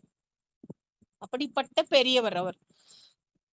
அவருடைய பெருமையை யார் அறிவார்? அப்படிப்பட்ட அவருடைய பெருமையை எல்லாம் யாரால் அறிய முடியும்? அவருடைய அடியார்களுக்குத்தான் அவர் எளியவர். மற்ற யாராலையும் நான் எனது என்று செருக்கை கொண்டிருப்பவர்களுக்கு அவர் அறியவர். நான் தான் பெரிய ஆள் அப்படின்னு நினைக்கிற ஆணவ மலம் கொண்டிருப்பவர்களுக்கும் அவர் அறியவர். ஆனால் உங்க திருவடி வணங்குகிற சாமி, உங்களை வணங்குறது மட்டுமே எனக்கு போதும் சாமி, வீடும் வேண்டா விரலினும் விளங்கினார். சாமி உங்களை வணங்கினா நீங்க எங்களுக்கு திருவடி பெயர் தருவீர்கள், முத்தி தருவீர்கள், அப்படின்னால நாங்க உங்களை வணங்கல சாமி, உங்களை வணங்கணும் அது மாத்திரம் எங்களுக்கு போதும். கூடும் அன்பினில் கும்பிடலே அன்றி வீடும் வேண்டா விரலின் விளங்கினார். அவங்கதான் அடியார்கள். கூடும் அன்பினில் கும்பிடலே அன்றி, அன்போடு கூடுவாங்க. எதுக்காக அப்படின்னா இறைவனை கும்பிடுவதற்காக, அடியார்களை கும்பிடுவதற்காக கூடுவார்கள். அப்போ சிவபெருமானே கூப்பிட்டு கொடுத்தா கூட, எப்ப உனக்கு இவ்வளவு நாள் கும்பிட்டு உனக்கு முக்தி தரேன், அதெல்லாம் யாருக்கு வேணும் சாமி, நீங்களே வச்சுக்கோங்க, எங்களுக்கு உங்களை கும்பிடணும், அவ்வளவுதான். அதைத்தான் காரைக்கால் அம்மையார் இரவாத இன்ப அன்பு வேண்டி, இரவாத இன்ப அன்பு வேணும் சாமி உன் மேல, அந்த இன்ப அன்பு கேட்டுட்டாங்க, இரவாமை வேண்டும் கேட்டுட்டாங்க. ஒருவேளை இறைவன் அவர் நினைச்சு யார வேணா பிறக்க வைப்பார். ஒருவேளை பிறவி கொடுத்தார் அப்படின்னா, மீண்டும் பிறப்பு உண்டேல் உன்னை என்றும் மறவாமை வேண்டும், இன்னும் வேண்டும் நான் மகிழ்ந்து பாடி அறவா நீ ஆடும்போது உன் அடியின் கீழ் இருக்க அப்படின்னு அம்மையார் வேண்டுனாங்க. அப்ப இறைவனுடைய திருவடியில இருக்கிறது மட்டும் இல்ல, இறைவனை கும்பிடுதல். அப்படி பிறவி வந்துட்டா கூட ஒன்னு கும்பிடுற மாதிரியான பிறவி எனக்கு வேணும் அப்படின்னு சொல்லி அம்மையார் கேக்குறாங்க இல்லையா? அந்த மாதிரி வீடும் வேண்டா விரலினுடைய அந்த அடியார்களுக்கு அவர் எப்பயுமே எளியவர் தான், அடியாருக்கு எளியர். ஆனா மற்ற எல்லாருக்குமே அவர் எப்படிப்பட்டவர் அப்படின்னா அரியவர். அந்த அரியவருடைய பெருமையை யாரால் அறிய முடியும் அப்படின்னு சொல்றார். அடுத்த பாடல்ல, வெந்த சாம்பல் விரையென பூசியே தந்தையாரோடு தாயிலர் தம்மையே சிந்தியா எழுவார் வினை தீர்ப்பரால் எந்தையார் அவர் எவ்வகையார் கொலோ. அவர் என்ன பண்ணியிருக்கார் அப்படின்னா, வெந்த சாம்பல் விரையென பூசியே, இறைவன் திருநீர் பூசியிருக்கார். இந்த ஆன்மா ஊழி காலத்துல எல்லா ஆன்மாக்களும் ஒடுக்கப்படும். அது எதுக்காக அப்படின்னா, அது கூட அந்த ஆன்மாக்கள் மேல உள்ள கருணையின் காரணம் தான். எடுத்து எடுத்து எடுத்து இந்த ஆன்மா இழைச்சு போச்சு. மணிவாசக பெருமான் சொல்றார் இல்லையா, புல்லாய் பூடாய் புழுவாய் மரமாகி பல்விருகமாகி பறவையாய் பாம்பாகி கல்லாய் மனிதராய் பேயாய் கணங்களாய் பல்லசுரராகி முனிவராய் தேவராய் செல்லா நின்றி தாவர சங்கமத்துள் எல்லா பிறப்பும் பிறந்து இழைத்தேன் அப்படின்னு சொல்றாரு. இப்ப எல்லா பிறவியும் எடுத்து, இது எத்தனை பிறவி எடுத்திருக்கு, 84 லட்சம் யோனி பேதங்கள் அப்படின்னு சொல்றாங்க. அப்படி எப்போ எத்தனை லட்சம் யோனி பேதங்கள்ல இந்த ஆன்மாக்கள் பிறந்து இருக்கும். அப்படி பிறந்து பிறந்து பிறந்து இறந்து இறந்து அப்புறம் சாமி சொல்லுவார் ஒரு பாடல்ல, பிறப்பதற்கே தொழிலாகி இருக்கின்றாரே. இறைவனை வணங்காதவங்க, இறைவனுடைய திருக்கோயிலுக்கு செல்லாதவங்க, திருநீர் அணியாதவங்க, இவங்களுக்கெல்லாம் என்ன தொழில்னா மறுபடியும் மறுபடியும் பறந்துகிட்டு இருக்கிறது தாங்க அவங்களுக்கு தொழிலே அப்படின்னு சொல்றாரு. பிறப்பதற்கே தொழிலாகி இறப்பதற்கே தொழிலாகி பிறக்கின்றார். பிறந்து பிறந்து இறந்துகிட்டே இருப்பாங்க, அதுதான் அவங்களுடைய தொழில் அப்படின்னு. அப்போ இந்த ஆன்மாக்கள் என்ன பண்ணுது, எத்தனை பிறவிகள் பிறந்து பிறந்து பிறந்து பிறந்து இழைச்சு போச்சு. அந்த இழைப்பு நீங்குவதற்காகவும் கொஞ்சம் அதுக்கு ஓய்வு கொடுப்பதற்காகவும் அதன் மேல் கருணை கொண்டு இறைவன் ஊழி காலத்துல இந்த எல்லா உயிர்களையும் ஒடுக்குகின்றார். அந்த ஊழி காலத்திலும் அவருடைய திருமேனி நெருப்பு போல செக்க செவேர்னு இருக்கக்கூடிய மேனி, அந்த மேனியில் திருநீரு பூசி இருக்கின்றார். அந்த அந்த உலகத்தை ஊழி காலத்துல பாத்தீங்கன்னா பிரம்மாக்கள் அழிவார்கள். அந்த பிரம்மாக்களை எரித்த அந்த சாம்பலை பூசி இருக்கிறார் அப்படின்னு சொல்லுவாங்க. எப்படினாலும் அந்த எரித்த சாம்பலை, அதாவது நிலையற்ற வாழ்க்கையுடைய அந்த ஆன்மாக்களுடைய வாழ்க்கையில் எரித்த சாம்பலை பூசி கொண்டிருக்கக்கூடிய இறைவர் அப்படி பூசி இருக்கிறார். அவர் எப்படிப்பட்டவர் அப்படின்னா, தந்தையாரோடு தாயிலர். அவர் ஆதியும் அந்தமும் இல்லா அரும்பெரும் ஜோதி. அவருக்கு இவர் இப்பதான் அவர் இந்த காலத்துல பிறந்தார், இல்ல இந்த இடத்துல பிறந்தார், இல்ல இந்த இந்த காலம் வரைக்கும் தான் இருப்பார். இப்ப பிரம்மாவுக்கு ஆயுட்காலம் சொல்லிடலாம், விஷ்ணுவுக்கு ஆயுட்காலம் சொல்லிடலாம், மற்ற இருக்க தேவாதி தேவர்கள் எல்லாருக்கும் இவங்க இந்த காலத்துல பிறந்தாங்க, இத்தனை இதுவரைக்கும் இத்தனை இந்திரர்கள் வந்தார்கள் அப்படின்னு அப்பர் சாமி அது கூட ஒரு பாடல சொல்லிடுவார். எண்ணில் கோடி இந்திரன், கங்கை மணல கூட எண்ணிரலாம், எத்தனை இந்திரர்கள் இருக்கிறார்கள் அப்படிங்கறத எண்ணி சொல்ல முடியாது அப்படின்னு சொல்லுவாங்க. அப்படி இந்த எல்லாரையும் இவங்களுக்கு இதுதான் பிறந்த தேதி, இவங்களுடைய ஆயுட்காலம் இந்த காலத்துல முடியும் அப்படின்னு சொல்ல முடியும். ஆனா இறைவனுக்கு அப்படி எந்த ஆயுட்காலமும் இல்லை. அவர் ஆதியும் அந்தமும் இல்லாதவர். இந்த உலகத்தையே தனக்குள் ஒடுக்கி கொண்டு தன்னந்தனியராக அவர் இருக்கக்கூடியவர். அப்படி அந்த தன்னந்தனியா இருக்கும்போது அவருக்கு படிக்க ரொம்ப போர் அடிக்குமா. அந்த போர் அடிக்கும் போது இப்ப நம்ம தனியா உட்காந்துருந்தா என்ன பண்ணுவோம், ஏதாவது ஒரு புத்தகத்தை எடுத்து படிப்போம். அந்த மாதிரி பெருமான் படிக்கணும், அப்படி அந்த ஊழி காலத்துல தனியா இருக்கும்போது போர் அடிக்காம இருக்கிறதுக்காக தான் திருவாசகத்தை மணிவாசகர் சொல்ல சொல்ல கேட்டு அவரே எழுதி வச்சுக்கிட்டாராம். அப்படி ஒரு புலவர் பாடியிருக்காரு. அந்த மாதிரி இறைவன் ஊழி காலத்தில் அவர் ஒருவராக நிற்பவர். அவருக்கு மேல் யாரும் இல்லை. அவர் யாருடைய வயிற்றிலும் தோன்றவும் இல்லை. அதனால் தந்தையும் தாயும் அவருக்கு இல்லை. ஆனா அவர் எப்படிப்பட்டவர் அப்படின்னா, அம்மையே அப்பா ஒப்பிலாமணியே. அவர் எல்லா உயிர்களுக்கும் தந்தையாகவும் தாயாகவும் விளங்குபவர். ஆனால் அவருக்கு ஒரு தந்தையும் தாயும் இல்லாதவர். அப்ப தம்மையே சிந்தி எழுவார் வினை தீர்ப்பரால். அவரை நினைத்து எழக்கூடிய அந்த அடியார்களுடைய வினையை தீர்ப்பவர். வினையை தீர்க்கக்கூடிய வல்லமை சிவபெருமானுக்கு மட்டும்தான் உண்டு. அந்த வினையை தீர்க்கும் வல்லமை வேற யாருக்குமே இல்லை. அந்த வினைய கூட்டுறதுக்கோ குறைக்கிறதுக்கோ வேறு யாருக்கும் அதிகாரம் கிடையாது. ஆனா நம்ம மக்கள் சனீஸ்வரனை போய் வணங்குனா வினையை நீக்கிடுவாரு, செவ்வாயை போய் வணங்குனா வினையை நீக்கிடுவார் அப்படின்னு நவகிரக தலங்களுக்கெல்லாம் தேடி தேடி ஓடுறாங்க. ஆனா அங்க இருக்க இறைவனை வணங்குறது இல்ல. திருநள்ளாருக்கு போனா அங்க இருக்கக்கூடிய இறைவனை வணங்குறது இல்ல. அவரு பார்த்தா அப்படியே தன்னந்தனியா செவனேன்னு உட்காந்துட்டு இருப்பாரு சிவபெருமான். இங்க அந்த சனீஸ்வரனுக்கு முன்னாடி பாத்தீங்கன்னா அவ்வளோ கூட்டமும் அங்கதான் நின்றுட்டு இருக்கும். சுக்கிரனுடைய சுக்கிர தலம்னு கஞ்சனூருக்கு போனோம்னா அங்கேயும் அப்படிதான். எல்லாம் சுக்கிரன் முன்னாடி நின்றுட்டு இருப்பாங்க. அந்த கோயில பூஜை பண்ற குருக்களுமே அங்கதான் இருப்பாரு. சாமி இங்க இந்த இந்த சாமிக்கு அர்ச்சனை பண்ணணும், சுவாமிக்கு விளக்கு போடணும் அப்படின்னா அதுல அங்க எல்லாம் எல்லாமே இங்க சுக்கிரன் தான். சுக்கிரன் தான் இங்க சாமியே அப்படின்னு எங்களுக்கு தெரியும். சுக்கிரன் தான் சாமின்னு நீங்க வச்சுக்கோங்க, எங்களுக்கோசரம் அர்ச்சனை பண்ணுங்க அப்படின்னா கூட இப்பெல்லாம் பண்ண மாட்டேன், நான் எப்ப பண்ணணும்னு தோணுதோ அப்பதான் பண்ணுவேன் அப்படின்னு சொல்லக்கூடிய இடமாக அந்த நவகிரக தலங்கள் எல்லாமே அப்படிதான் இருக்கு. ஆனா வினைகளை தீர்க்கக்கூடியவர் இறைவன் மாத்திரம்தான். இப்போ வினைகள் அந்த ஆன்மா செய்த வினை, எந்த வினை அது ஏறு வினையாக இருந்தாலும் சரி, பழ வினையாக இருந்தாலும் சரி, அனுபவித்து கொண்டிருக்கின்ற அந்த வினையாக இருந்தாலும் சரி, எல்லா வினைகளையும் அறுக்கக்கூடிய வல்லமை, நீக்கக்கூடிய வல்லமை இறைவனுக்கு மாத்திரம்தான் உண்டு. அவரை சிந்தியா எழுவார் வினை தீர்ப்பரால் எந்தையார் அவர். அவர் எவ்வகையார்களோ, அவர் எப்படிப்பட்டவர் அப்படின்னு யாராலையாவது சொல்ல முடியுமா அப்படின்னா சொல்ல முடியாது. அப்படிப்பட்ட உயர்வானவர் அவர் அப்படின்னு சொல்றார். ஆட்பாலவர்க்கு அருளும் வண்ணமும் ஆதி மாண்பும் கேட்பான் புகில் அளவு இல்லை கிளக்க வேண்டாம். ஆட்பாலவர்க்கு அருளும் வண்ணம், அவருடைய திருவடியை அடைந்தவர்க்கு அவர் எந்த அளவுக்கு அருள்வார் அது யாராலையும் சொல்ல முடியாது. எவ்வளவு அருள்வார், யாருக்கு எப்படி அருள்வார் அப்படின்னெல்லாம் யாராலையும் சொல்ல முடியாது. அவருடைய ஆதி மாண்பு எப்படிப்பட்டது, அவருடைய பெருமை, அவருடைய ஆதி மாண்பு, தோற்றமும் ஈரும் இல்லாதவர் அப்படின்னு சொல்றோம் இல்லையா. எப்பொழுதும் உள்ள பொருள் அவர், எப்பொழுதும் உள்ள சித்து பொருள் அவர்தான்.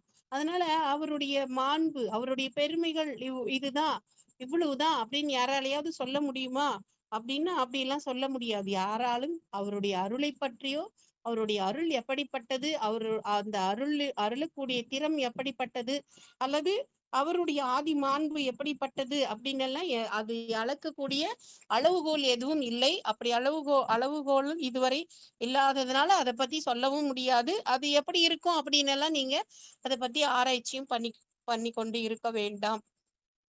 கோட்பாலனவும் வினையும் குறுகாமை எந்தை தாட்பால் வணங்கி தலை நின்று இவை கேட்கத்தக்கார். இறைவனுடைய திருவடியை வணங்குபவர்களுக்கு வினை அவங்க பக்கத்துல கூட போகாது. அந்த மாதிரி அருள்வார். அப்படிப்பட்ட அவருடைய பெற்றிமை, அவருடைய பெருமை இப்படிப்பட்டது. ஏடுக்களாலும் எடுத்த மொழியாலும் மிக்கு சோதிக்க வேண்டாம். ஏடுக்கள் அளவுகோல், காரண அளவு, கருதல் அளவு, காண்டல் அளவு, கருதல் அளவு அப்படிலாம் சொல்றாங்க இல்லையா? அந்த மாதிரி அளவுகோல்கள் கொண்டு இந்த காண்டல் அளவையால இறைவனை உணர முடியுமா? முடியாது. கருதல் அளவையால இறைவனை அறிந்து விட முடியுமா? முடியாது. அப்படிலாம் ஆராய்ச்சி பண்ணிக்கிட்டு இருந்தீங்க அப்படின்னா ஆராய்ச்சி தான் பண்ணிக்கிட்டு இருக்க முடியுமே தவிர இறைவனை உணர முடியாது. அப்ப எப்படி இறைவனை உணர முடியும்? அப்ப ஆராய்ச்சி பண்ண வேணாம்னு சொல்றீங்க. இவர் எப்படி இருப்பார், இவருடைய பெருமையெல்லாம் சொல்ல முடியாதுன்னு சொல்றீங்க. இப்ப எப்படி அவரை அடைவது அப்படின்னா, அன்பு தான் அவரை அடைவதற்கான ஒரே வழி. அன்பும் சிவமும் இரண்டென்பர் அறிவிலார். அன்பே சிவமாவது ஆறும் அறிந்தபின் அன்பே சிவமாய் அமர்ந்திருப்பாரே. அப்போ அன்பும் சிவமும் வேற வேற அப்படின்னு சொல்றவங்க அதை பத்தி அறிவு இல்லாதவர்கள் தான். அன்பும் சிவமும் வேறு இல்ல, ரெண்டும் ஒண்ணுதான். அதனால அன்பே சிவம். அந்த அன்பின் மூலமாக இறைவனை ரொம்ப சுலபமாக அடைந்து விட முடியும். அதனால அந்த இறைவன் மீது அன்பு செலுத்தினாலே போதும், அவர் நமக்கு அருள் செய்வார். அப்படி நீங்க ஆராய்ச்சி எல்லாம் நீங்க பண்ண வேண்டாம். அவர் எப்படி இருக்கார் அப்படின்னா, சுடர் விட்டுலன் எங்கள் சோதி. சுடர் மாதிரி தெரிகிறார். இருட்டுல இருக்கீங்க, ஒரு விளக்கு பொருத்தி வச்சோம்னா அந்த சுடர் எல்லா எல்லா கண்களுக்கும் தெரியும். தெரியாம இருக்காது. அந்த சுடர் தெரியாம எவ்வளவு இருட்டா இருந்தாலும் அந்த சுடர் தெரியும். அது போல அறியாமை அப்படிங்கிற இருட்டுல இந்த ஆன்மாக்கள் இருக்கு. அந்த ஆன்மாக்களுக்குள்ளே சுடர் விட்டுலன் எங்கள் சோதி. அவரை அன்பால அடைய முடியும், அவரை அன்பால் அடைய வேண்டும் அப்படின்னு நினைக்கக்கூடிய ஆன்மாக்களுக்கு சுடரொளியாக இறைவன் அருள்கின்றார். அதனாலதான் 9ஆம் திருமுறை ஒளிவளர் விளக்கே உலப்பிலா ஒன்றே அப்படின்னு சொல்லி பாடுகின்றது. வெளிவளர் தெய்வ கூத்து உகந்தாய். வெளிவளர் அந்த விண் என்ன சொல்லுவாங்க, அந்த பால் வீதி எல்லாம் இருக்குல்ல, அண்ட சராசரங்களுக்கெல்லாம் அப்பால் ஒரு யூனிவர்சல் அப்படின்னு சொல்லுவாங்க. அந்த அந்த யூனிவர்சல் ஆகிய அந்த அண்ட சராசரங்களுக்கு அப்பாலும் அவர் ஒளி வடிவினராக இருக்கின்றார். அது அது வெளி வளர் தெய்வ கூத்து. அது வளர்ந்து கொண்டே இருக்கிறது. அந்த எக்ஸ்பேண்டட் யூனிவர்ஸ் அப்படின்னு சொல்லுவாங்க. அந்த இப்ப ஆராய்ச்சியாளர்கள் என்ன சொல்றாங்கன்னா, இந்த யூனிவர்ஸ் வளர்ந்து கொண்டே இருக்கிறது அப்படின்னு சொல்றாங்க. அதை நம்ம திருமுறைகள் அப்பவே சொல்லிடுச்சு. வெளி வளர் தெய்வ கூத்து உகந்தாயை. அந்த வளரக்கூடிய அந்த வெளி, அந்த வளரக்கூடிய வெளியிலே ஒளி வடிவமாக தெய்வ கூத்து உகந்து ஆடும் இறைவன். அப்படிப்பட்ட இறைவன் சுடர்விட்டு இருக்கின்றான். அதனால அவன் எப்படி இருப்பான், அப்படி இருப்பானா, இப்படி இருப்பானா, அப்படி அருள்வானா, இப்படி அருள்வானான்னு எல்லாம் ஆராய்ச்சி பண்ணாதீங்க. துக்கம் நீங்கள் உருவீர். பெரிய துன்பத்துல எல்லாம் நீங்க உழல வேண்டாம். ஆன்மாவினுடைய இயல்பே துன்பத்தில் உழல்வதுதான். அது என்னன்னா, இறைவனாகிய பேரறிவை அது பற்றி இருந்தா அது எப்பயுமே இன்பமா இருக்கும். ஆனா அது சிற்றறிவு அதுக்கு. அதனால என்ன பண்ணும், சின்ன சின்ன இன்பங்களை இது இன்பமா இருக்கும். அது எப்படின்னா, பாம்பின் வாய் தேரை போல பல பல நினைக்கின்றேனே அப்படின்னு அப்பர் சாமி பாடுவார். ஒரு சின்ன பூச்சி, அந்த தட்டான் பூச்சி மாதிரின்னு வச்சுக்கோங்களேன். அந்த பூச்சி என்ன பண்ணுது, பூவுல இருக்கிற தேனை சாப்பிடுறதுக்காக உட்கார்ந்துட்டு இருக்கு. அந்த தட்டான் பூச்சியை பிடிக்கிறதுக்காக பின்னாடி என்ன பண்ணிட்டு இருக்கு, ஒரு தவளை வாயை திறந்துட்டு இருக்கு. அந்த தவளை இப்ப தட்டான் பூச்சியை பிடிச்சி சாப்பிட போகுது. இந்த தவளை எங்க இருக்கு அப்படின்னு பாத்தீங்கன்னா, ஒரு பாம்போட வாய்க்குள்ள இருக்கு. அப்ப எதனுடைய வாழ்க்கை நிலையானது? அப்படி நிலை இல்லாத ஒரு வாழ்க்கை. ஆனா என்ன பண்ணும், இன்னும் கொஞ்ச நேரத்துல கூட இது போயிருந்தா, ஆனா அது தெரியாம அந்த ஒரு சிற்று இன்பம், அந்த தேனை பருகக்கூடிய அந்த தட்டானுக்கு அந்த தேனை பருகுதல் அப்படிங்கிற ஒரு சின்ன இன்பம், அந்த தட்டாம்பூச்சியை பிடிச்சி சாப்பிட போற தவளைக்கு அதை சாப்பிடுறோமே அப்படிங்கிற இன்பம், அந்த தவளையையும் அந்த பாம்பு பிடிச்சி முழுங்க போகுது. அந்த பாம்புக்கு அது சாப்பிடுற இன்பம். ஆனா ஒண்ணுக்கு ஒண்ணு எப்ப எப்படி என்ன ஆகும்னு தெரியாத நேரத்துல அந்த ஒரு சின்ன இன்பத்தை நுகர்ந்து கொண்டு இருக்குது பாத்தீங்களா? அது போலதான் நம்ம மனிதர்களுடைய வாழ்க்கையும். இந்த பாம்பின் வாய் தேரை போல பல பல நினைக்கின்றனே. அந்த தவளை என்ன நினைக்கும்? ஆகா, இந்த தட்டாம்பூச்சி நம்ம பிடிச்சு சாப்பிட போறோம் அப்படின்னு அப்படி பல கற்பனைகள்ல இருந்து கொண்டிருக்குமோ. அது போல இந்த ஆன்மாக்கள் என்ன பண்ணுதுன்னா, நான் அதை பண்ணிடுவேன், நான் இதை பண்ணிடுவேன், நான் அப்படி இருந்துருவேன், நான் இப்படி இருந்துருவேன் அப்படின்னு பல பல நினைக்குது. ஆனா எதுவுமே நடக்க போறது இல்ல. அது தெரியல இந்த ஆன்மாவுக்கு. அதனால அந்த பாம்பின் வாய் தேரை போல பல பல நினைக்கின்றேனை, அப்படிப்பட்ட அறிவுடையனையும் நீ அருள வேண்டும் அப்படின்னு அப்பர் பெருமான் பாடுவார். அது போல இங்க இந்த ஆன்மாக்கள் தன்னுடைய அறிவின்மையின் காரணமாக நினைக்கக்கூடிய அந்த துன்பம், அதாவது இந்த உலகியல் துன்பங்களை நீங்க வேண்டுமானால் இறைவனை நினைக்க வேண்டும். அருளியலை நோக்கி இந்த ஆன்மா செல்ல வேண்டும். அப்படி செல்வதற்கு நீங்கள் மாதுக்கும் நீங்கள் உருவீர். அந்த பெரிய துன்பத்திலிருந்து நீங்கி விடுவீர்கள். எப்ப அப்படின்னா, மனம் பற்றி வாழ்வின். சிவபெருமானுடைய திருவடியை மனதால் பற்றி வாழுங்கள். சாதுக்கள் மிக்கீர் இறையே வந்து சார்மீன்களே. அப்படி மனம் பற்றி வாழக்கூடியவர்கள் யார் அப்படின்னா, அவங்கதான் சாதுக்கள். அப்படிப்பட்ட சாதுக்களாக இருக்கக்கூடிய அந்த மனதிலே மனத்துக்கண் மாசிலன் ஆதல் அனைத்துலன் ஆகுல நீரபெற. அப்ப மனத்துக்கள் மாசிலனாக இருப்பதுதான் சாதுக்கள் என்ற தன்மை. அந்த தன்மை உடையவர்களே நீங்கள் வந்து இறைவனை சார்மீன்கள் அப்படின்னு சொல்றார். பாடும் எனவும் அருங்கூற்றம் உதைத்து வேதம் பாடும் எனவும் புகழ் அல்லது பாவ நீங்க கேடும் பிறப்பும் அறுக்கும் என கேட்டீராகில் நாடும் திறத்தார்க்கு அருள் அல்லது நாட்டலாமே. இறைவன் ஆடுகின்றார். எதற்காக ஆடுகின்றார்? அருங்கூற்றத்தை உதைப்பதற்கு. அந்த அருங்கூற்றத்தை எதற்காக உதைக்க வேண்டும்? தன்னை சரணடைந்தவரை காக்க வேண்டும். தன்னை சரணடைந்தவரை காப்பதற்காக கூற்றத்தையே உதைக்கக்கூடிய வல்லமை உடையவர் இறைவன். வேதம் பாடும் எனவும் அவர் வேதமாகிய நான்மறைகளை பாடுகின்றார். அந்த நான்மறையில் சொல்லக்கூடிய பொருள் என்ன அப்படின்னா, அது ஐந்தெழுத்து. அந்த ஐந்தெழுத்தின் உண்மை பொருள். இந்த 4 மறைகள் அப்படிங்கிறது அறம், பொருள், இன்பம், வீடு. அதாவது அறத்தின் வழி பொருளீட்ட வேண்டும். அந்த அந்த பொருளை கொண்டு இன்பம் துய்த்தல் வேண்டும். அந்த இன்பத்தை துய்க்கின்ற போது இது நிலையில்லாதது என்பதை உணர்ந்து வீடு பேற்றை நோக்கி நகர வேண்டும் இந்த ஆன்மா. அதைத்தான் அறம், பொருள், இன்பம், வீடு என்று இறைவன் உணர்த்துகின்றார். அப்படி அறம், பொருள், இன்பமாகிய வேதத்தை அவர் பாடுகின்றார். அவருடைய புகழை பாடினால் நமக்கு பாவங்கள் நீங்கும், தானாகவே நீங்கும். கேடும் பிறப்பும் அறுக்கும். அது என்ன பண்ணும் அப்படின்னா, பிறவியாகிய கேட்டை அறுக்கும். ஓடும் செம்பனும் ஒக்கவே நோக்குவார் அந்த கேடும் ஆக்கமும் கெட்ட திருவினார் அப்படின்னு சொல்றது. அவங்களுக்கு அந்த கேடு, அந்த பிறவி ஆகிய கேடு கிடையாது. அவர்களுக்கு வீடு பேராகிய ஆக்கம் உண்டு. அதனால கேடும் ஆக்கமும் கெட்ட திருவினார். ஆனா அவங்க எல்லாத்தையும் என்ன பண்ணுவாங்கன்னா, சமமாக நினைப்பார்கள். எதுனா சாமி முத்தி கொடுத்தா கூட வேணான்னு சொல்ற அளவுக்கு கூடும் அன்பினில் கும்பிடல் தான் அவங்களுக்கு பெரியது. அதனால அப்படிப்பட்டவர்கள். ஆனா இந்த இறைவனுடைய புகழை பாடினால் அவர்களுடைய கேடும் பிறப்பும் அறுக்கும். இதை கேட்டும் நாடும் திறந்தார்க்கு அருள் அல்லது நாட்டலாமே. இதெல்லாம் கேக்குறீங்க, சொல்றதெல்லாம் கேட்டுட்டு இறைவனை நாடுபவர்கள் அவர்களுக்கு அருள் அல்லது நாட்டலாமே. அவர்களுக்கு இறைவன் அருளி செய்வார் அப்படின்னு சொல்றாரு. கடி சேர்ந்த போது மலரான கை கொண்டு நல்ல படி சேர்ந்த பால் கொண்டு ஆட்டிட தாதை பண்டு முடி சேர்ந்த காலை அறவெட்டிட முக்கன் மூர்த்தி அடி சேர்ந்த வண்ணம் அறிவார் சொல்ல கேட்டுமன்றே. இது சண்டேச பெருமானுடைய வரலாற்றை இங்க சொல்கின்றார்.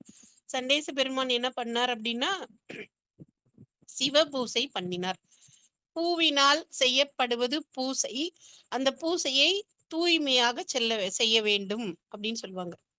பஞ்ச சுத்தி செய்து உன்னை பாவித்து வழிபட்டால்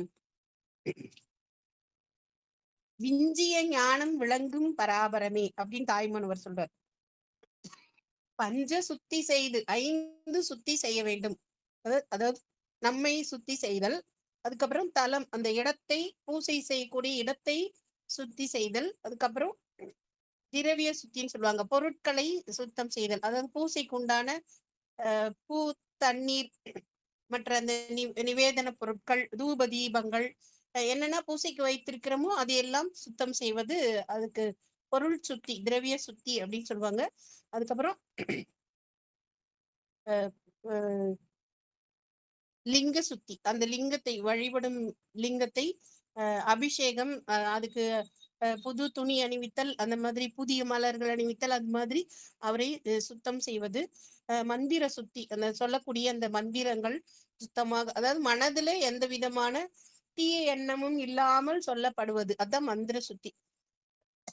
சாமியை வழிபாடு செய்யறேன் அப்படின்னு சொல்லிட்டு உட்கார்ந்துட்டு மனசுல வேற ஏதாவது நினைச்சுக்கிட்டு இருக்கிறது இல்ல. ஒருத்தர் வந்து தினந்தோறும் பூசை பண்ணிட்டு இருந்தார். சிவபுராணத்தை சொல்லி பால் அபிஷேகம் பண்ணுவார். சிவபுராணத்தை சொல்லி பால் அபிஷேகம் பண்ணும்போது அவர் சிவபுராணத்தை சொல்லி முடிக்கவும் அந்த பால் தீரமும் நேரம் சரியா இருக்கும். ஒரு நாள் என்னாச்சுன்னா, பால் தீந்து போச்சு, சிவபுராணம் இன்னும் முடியல. உடனே அவருடைய சிந்தனை வந்து, என்னாச்சு இன்னைக்கு பால் குறைஞ்சு போச்சு, நம்ம நம்ம தோட்டத்துக்காரர் வந்து ஒழுங்கா மாட்டெல்லாம் மேய்ச்சாரா, தீனி போட்டாரா, அதுக்கு என்ன சரி பண்ணாரான்னு தெரியலையே அப்படின்னு அதை பத்தி நினைச்சிட்டு இருக்காரு.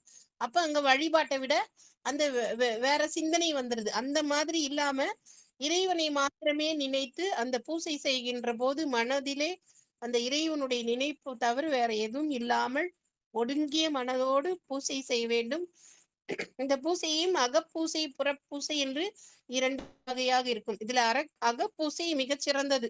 வாயிலார் நாயனார் செய்தது போல அந்த அகப்பூசை செய்வதற்கு மனதை பழக்கப்படுத்துவதுதான் புறப்பூசை.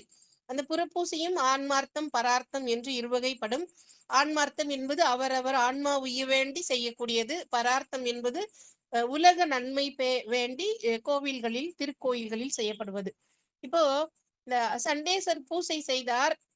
ஆனா அவர் வந்து அவர் தனியா தான் பூசை பண்ணார். அவருடைய ஆன்மா மட்டும் ஈடேற வேண்டும் அப்படிங்கிற எண்ணம் எல்லாம் கிடையாது. அந்த பசுக்கள் பால் பொழிவதை பார்க்கிறார். அதை பார்க்கின்ற போது அவருக்கு இறைவனுக்கு அபிஷேகம் செய்யும் நினைவு வருகின்றது. உடனே அவர் என்ன பண்றாரு, சிவலிங்கத்தை மணலால செய்யறாரு, சுற்றாலயங்கள் வகுத்தார் அப்படின்னு சொல்றாரு. அப்ப சுற்றாலயங்கள் வகுத்து கோவில்ல பூசை பண்றாருன்னா அது பரார்த்த பூசைன்னு ஆயிடும். அப்ப அவர் செய்தது பரார்த்த பூசையா, ஆன்மார்த்த பூசையா அப்படின்னா ரெண்டும் தான் சொல்லலாம், ரெண்டுமே இல்லைன்னு சொல்லலாம். அவருக்கு பூசை பண்ணணும் அப்படிங்கறது மட்டும்தான் அவர் நினைச்சார தவிர அதனுடைய பலாபலன்களை பற்றி அவர் நினைக்கவில்லை. அப்படி பூசை செய்தார். அது மாத்திரமல்ல, சண்டேஸ்வரர் பூசை செய்கின்ற பொழுது எல்லா பொருள்களும் அவர்கிட்ட இல்ல. இந்த மண்ணியாத்து தண்ணி இருந்துச்சு, பால் இருந்துச்சு, பூ அங்க இருக்க மரங்களிலிருந்து, அங்க நிறைய ஆத்தி மரங்கள், குறா மரங்கள் எல்லாம் இருக்கின்றன அந்த நதிக்கரையில. அந்த மலர்களை எல்லாம் பறித்து கொண்டு வந்து விட்டார். அது 3 தான் இருக்கு, தண்ணி, பூ, பால். இது 3 தான் இருக்கு. அங்க நிவேதனமோ அல்லது தூப தீபங்களோ மற்ற எதுவுமே இல்ல. ஆனா அது எல்லாம் என்ன பண்றாரு அப்படின்னா, மனதால் வகுத்து கொள்கின்றார். என்னென்ன வேணுமோ அது எல்லாம் மனதால் வகுத்து கொண்டு அந்த அகப்பூசையை செய்வது போல் மனதால் அவர் செய்து கொண்டிருக்கின்றார். அந்த பூசையை அவர் மனதினால் அந்த ஒடுங்கிய சிந்தையோடு பூசை செஞ்சிட்டு இருக்கும் போது அவருடைய தந்தையார் வந்து அந்த பால் குடங்களை அவருடைய கால்களால் எட்டி உதைத்து விடுகின்றார். இந்த பூசைக்குரிய பொருள்கள் பால்பட்டு போன உடனே அவருக்கு அந்த பூசைக்கு இடையூறு செய்ததுதான் அவருடைய நினைவுல இருக்கு. சிவபூசைக்கு இடையூறு செய்பவர்கள் சிவத்துரோகம் செய்தவர்கள். அப்போ அந்த சிவபூசைக்கு இடையூறு செய்வது, அடியார் பூசைக்கு இடையூறு செய்வதும், சிவபூசைக்கு இடையூறு செய்வதும் மிகப்பெரிய குற்றங்கள். அந்த குற்றங்களுக்கு ஒருத்தல் செய்ய வேண்டும். அப்படி அந்த ஒருத்தல் செய்கின்ற போது அந்த ஒருத்தல் வந்து இறைவனுடைய மரக்கருணையாக கொண்டு அவர்களுக்கும் நற்கதி அளிக்கப்படும். அப்படி நான் இங்கே அவங்களை ஒருத்தல் செய்யல அப்படின்னா அவங்களுக்கு வந்து வேறு வகையான தண்டனைகள் இருக்கும். இங்கேயே ஒருத்தலினால் அவங்க வந்து நல்கதிக்கு செல்வார்கள். இது வந்து சண்டேஸ்வர நாயனார் புராணத்துல அவருடைய தந்தையாரை பார்க்கின்றோம். கோட்புலி நாயனாருடைய வரலாறுல பாத்தீங்கன்னா, அந்த விரியாக்கிழி அப்படின்னு சொல்லி அந்த நெற்கூடுகளை பாதுகாத்து வரும்படி சொல்லிட்டு போவாரு. அந்த நெற்கூடுகளை எல்லாம் அவர்கள் உண்டு விடுகின்றார்கள். அந்த சுற்றத்தார்கள் எல்லாரையும் வந்து அவரே ஒறுக்கின்றார். ஏன்னா அந்த சிவபூசைக்கோ அந்த சிவபெருமானுடைய நிவேதன பொருட்கள் அதுக்கெல்லாம் வந்து அதை சரியா பயன்படுத்தாதவங்களுக்கோ அதை பயன்படுத்த தடையாக இருப்பவர்களை ஒறுக்க வேண்டும் அப்படிங்கிறதுனால. அப்ப இவர் வந்து அந்த அந்த சிவபூசையே அந்த பூசைக்குரிய பாலை வந்து இடறினார் அப்படிங்கிறதுக்காக அந்த அவங்க அப்பா அவரை மிரட்டுறதுக்காக ஒரு கோல் கொண்டு வந்து அடிச்செல்லாம் பார்த்தாரு. இவருக்கு சுயநினைவும் வரல. அவர் சிந்தனை வந்து சிவனோடு ஒன்றி இருந்தது. அந்த குச்சை தான் கையில எடுத்தார். ஆனா அவர் எடுக்கும்போது என்ன நினைச்சு எடுத்தார் அப்படின்னா, இந்த சிவபூசைக்கு இடையூறு செய்த கால்கள் ஒறுக்கப்பட வேண்டும் அப்படிங்கிற அந்த சிந்தனையோட எடுத்தார். அது மழுவாக மாறியது. அப்படி வந்து சிவ துரோகம் செய்பவர், பூசை செய்தற்கு இடையூறு பண்ணுபவர்களை ஒருத்தல் என்பதும் கூட இறைவனுடைய மரக்கருணை தான். அதனால வந்து இங்கே ஞானசம்பந்த பெருமான் சண்டேச பெருமானுடைய பெருமைகளை அவர் எப்படி பூசை செய்தார் என்பதையெல்லாம் சொல்ல கேட்டதாக சொல்லி இவர் பாடுறார். இவர் கோட்புலியார அவர் சொல்லலை. ஏன்னா அவர் கோட்புலியார் வந்து ஞானசம்பந்தருடைய காலத்திற்கு பின்னால் வந்தவர். அவர் சுந்தரர் காலத்திலே வாழ்ந்தவர். அதனால அவர் சொல்லலை. ஞானசம்பந்தருக்கு இந்த சண்டேஸ்வர நாயனாருடைய வரலாறு தெரிந்திருந்தனால் அந்த அந்த அந்த அருளிப்பாட்டினை சொல்கின்றார். முடி சேர்ந்த காலை அற வெட்டிட முக்கன் மூர்த்தி அடி சேர்ந்த வண்ணம் அறிவார் சொல்ல கேட்டும். அப்ப இப்ப இவருடைய தந்தையாருடைய தாளை வெட்டின உடனே அவர் எங்க போனார்? நரகத்துக்கு ஒண்ணும் போயிரல. அவரும் வந்து இறைவனுடைய அருளினால் இறைவனுடைய திருவடியை அடைந்தார் அப்படின்னு சொல்றார். முக்கன் மூர்த்தி அடி சேர்ந்த வண்ணம் அவருடைய காலை வெட்டினது உடனே அந்த அவருடைய தந்தையாரும் வந்து இறைவனுடைய அடியை சேர்ந்தார் அப்படின்னு சொல்லி அறிவார் சொல்ல கேட்டு மன்றி அறிவார்ந்தவர்கள் சொல்ல கேட்டிருக்கின்றார்கள். அப்போ சிவபூசைக்கு இடையூறு செய்தவர்களை அவர்களே ஒருத்து விட்டால் அவர்களுக்கு நற்கதி கிடைக்கும். இந்த இப்ப சமீபத்துல கூட ராமேஸ்வரம் அப்படின்ற அந்த தலத்திற்கு அந்த தலத்தை வந்து இந்த பாஸ்கர சேதுபதி மன்னர்களுடைய ஆட்சி காலத்துல அவங்களுடைய ஆளுகைக்கு கீழ் இருந்தது.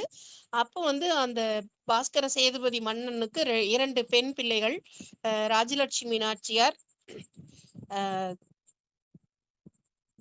இன்னொரு பொண்ணு பேரு சிவகாமி நாச்சியார், ராஜலட்சுமி நாச்சியார் 2 பொண்ணுங்களை அவர் திருமணம் செய்து கொடுத்த தன்னுடைய மருமகனுக்கு அந்த ராமேஸ்வரம் தீவை எழுதி வச்சு அதை நீங்க பராமரிச்சுட்டு வாங்கன்னு சொல்லி அனுப்புறாரு. அந்த ராமேஸ்வரம் தீவுக்கு இப்ப பாம்பன் பாலம் இருக்க மாதிரி அப்ப பாலம் எதுவும் இல்லை. அப்ப இந்த மன்னருடைய ஆட்சிக்கு உட்பட்டு படகுகள் மூலம் கொண்டு போய் அந்த பக்கம் விடுறாங்க. எல்லாரும் போய் ராமேஸ்வரத்துல இறைவனை தரிசனம் பண்ணிட்டு இந்த இந்த கரைக்கு கொண்டு வந்து திரும்ப படகுலயே கொண்டு வந்து விட்டுறாங்க. அது வந்து இலவசமாக அந்த மன்னருடைய ஆணையின்படி நடந்து கொண்டு வருகின்றது. இந்த மருமகன் என்ன பண்றாருன்னா, ராமேஸ்வரம் போனோடனே அந்த கோயிலை வந்து கோயிலுடைய வருமானத்தை பெருக்கணும் அப்படிங்கிறதுக்காக, அப்ப அந்த ராமேஸ்வரத்துல பெரிய அளவுல ஊரெல்லாம் இல்ல, கோயில் தான் இருக்கு. அப்ப கோயிலுக்கான வருமானத்தை பெருக்கணும் அப்படிங்கிறதுக்காக அவர் என்ன பண்ணிடுறாருன்னா, இந்த படகுக்கு வந்து கட்டணம் விதிச்சிடுறாரு. அந்த படகுல கட்டணம் கொடுத்துட்டு தான் வரணும். ஒரு சிறு கட்டணம் தான் அந்த காலத்துல, காலனா அப்படின்னு. இப்ப 4 அண்ணானா 25 பைசா. அது காலனான்னு எவ்வளவுன்னு கணக்கு போட்டுக்கோங்க. எனக்கு பின்ன கணக்கெல்லாம் தெரியாது. அந்த காலனாவுக்கு ஒரு கட்டணம் விதிச்சிடுறாரு. இந்த காலனா கொடுத்துட்டு தான் அந்த பக்கம் போய் சாமியை பார்க்க முடியும். திரும்ப கொண்டு வந்து இங்க விட்டுருவாங்க. ஆனா ஒருத்தர் காசில இருந்து ஒருத்தர் சாமியை பார்க்க வந்திருக்கிறார். ஒரு அந்தனர், ஒரு பிராமணர், ஒரு அந்தனரோ யாரோ ஒருத்தர். அவருக்கு வந்து இந்த காலனா கூட கொடுக்கறதுக்கு அவர்கிட்ட காசு இல்லை. ஏன்னா அந்த காலத்துல எல்லாம் மக்கள் வந்து காசிக்கு போறதா இருந்தா நடந்தே போவாங்க. இப்படி காசிக்கு போற மக்களுக்கு வழிநெடுக மக்கள் வந்து உணவு கொடுப்பாங்க. அந்த பழக்கம் எல்லாம் நம்ம பழைய காலத்துல அந்த மக்கள் கிட்ட இருந்தது. அதனால வந்து அவர் உணவை பத்தி கவலைப்படாம போவாங்க. பல மாதங்கள் ஆகும் காசிக்கு போயிட்டு வர்றதுக்கு. அப்போ அவர் காசிக்கு போயிட்டு அவர் காசில இருந்து ராமேஸ்வரத்தை பாக்குறதுக்காக வந்திருக்காரு. இப்ப ராமேஸ்வரத்துக்கு போறதுக்கு கட்டணம் அப்படின்னு சொன்ன உடனே அவர் போய் மன்னரை பாக்குறார். மன்னரை பார்த்து இந்த மாதிரி கட்டணம் கேட்கறாங்க, என்கிட்ட கட்டணம் கொடுக்கறதுக்கெல்லாம் காசு இல்லை, என்னை கொண்டு போய் ராமேஸ்வரத்துல விட சொல்லுங்க, நான் சாமியை பார்க்கணும் அப்படின்னு சொல்றாரு. இவர் கட்டணம் போட்டிருக்கார் அப்படின்றது இவர் வந்து சொல்லிதான் அந்த மன்னருக்கு தெரியுது. உடனே அந்த மன்னர் வந்து பக்கத்துல இருக்க அந்த அமைச்சர்களை பார்க்கிறார். அந்த மனுநீதி சோழன் வந்து மந்திரியார்களை இகழ்ந்து நோக்க அப்படின்னு சொல்லி சேக்கிலார் பாடுவார். இகழ்ந்து நோக்குன உடனே அவங்க விடை சொல்லுவாங்க, மன்னரோட என்ன கேட்டார் அப்படின்னு புரிஞ்சுக்கிட்டு. அந்த மாதிரி இவங்க எல்லாம் சொல்றாங்க, ஆமா உங்க மருமக பிள்ளை வந்து கட்டணம் போட்டிருக்கிறது உண்மைதான், அது உங்க மருமக பிள்ளைங்கிறதுனால நாங்க இதை பத்தி உங்ககிட்ட சொல்லாம விட்டுட்டோம் அப்படின்னு சொல்றாங்க. உடனே அவர் என்ன சொல்றார், அவர் செய்தது வந்து வேற ஏதாவது குற்றமாக இருந்தால் அவரை நாடு கடத்தி இருக்கலாம். ஆனால் அவர் செய்தது சிவத்ரோகம். சிவத்ரோகத்துக்கு தண்டனை உண்டு. அவர் உடனே அழைச்சிட்டு வாங்க அரண்மனைக்குன்னு சொல்றார். அவரை உடனே அரண்மனைக்கு அழைச்சிட்டு வராங்க. விசாரணை நடத்துறார். இப்படி கட்டணம் வசூலித்தாயா அப்படின்னு கேட்கிறார். ஆமா வசூலித்தேன் அப்படின்னு சொல்றாரு. அது வந்து சிவத்ரோகம், அதனால வந்து உனக்கு தண்டனை சிரச்சேதம் அப்படின்னு சொல்லிடுறாரு. அவருடைய சிரத்தை வெட்டிடுறாங்க. இது கேள்விப்பட்டு அந்த பொண்ணுங்க 2 பேரும் இவருக்கு தண்டனை கொடுக்கறதுக்கு முன்னாடி வந்து பார்க்கலாம் அப்படின்னு அவங்க மனைவி 2 பேரும் கிளம்பி வராங்க. ஆனா அவங்க வரும்போது வழியிலேயே இவங்க கணவர் வந்து சிரச்சேதம் செய்யப்பட்டு விட்டார் அப்படின்னு சொன்ன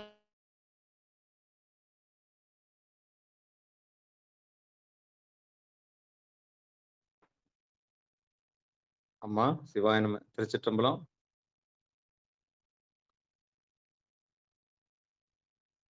தொடர்ந்து 1 மணி நேரம் பேசிட்டீங்க. கொஞ்சம் சுடுதண்ணி குடிக்கலாமே, ஏதாவது கொஞ்சம் குடிச்சுக்குங்க.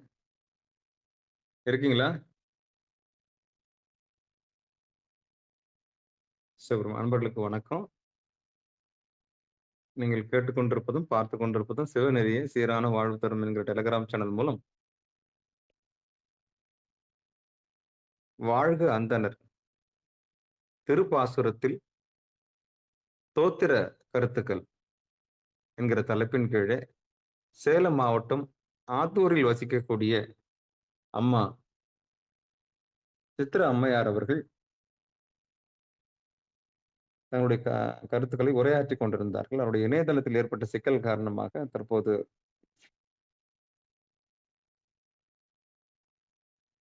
அவர்கள் வந்து விடுவார்கள். விரைவில் வந்து விடுவார். சிவாய நம. திருச்சிற்றம்பலம், தில்லையம்பலம்.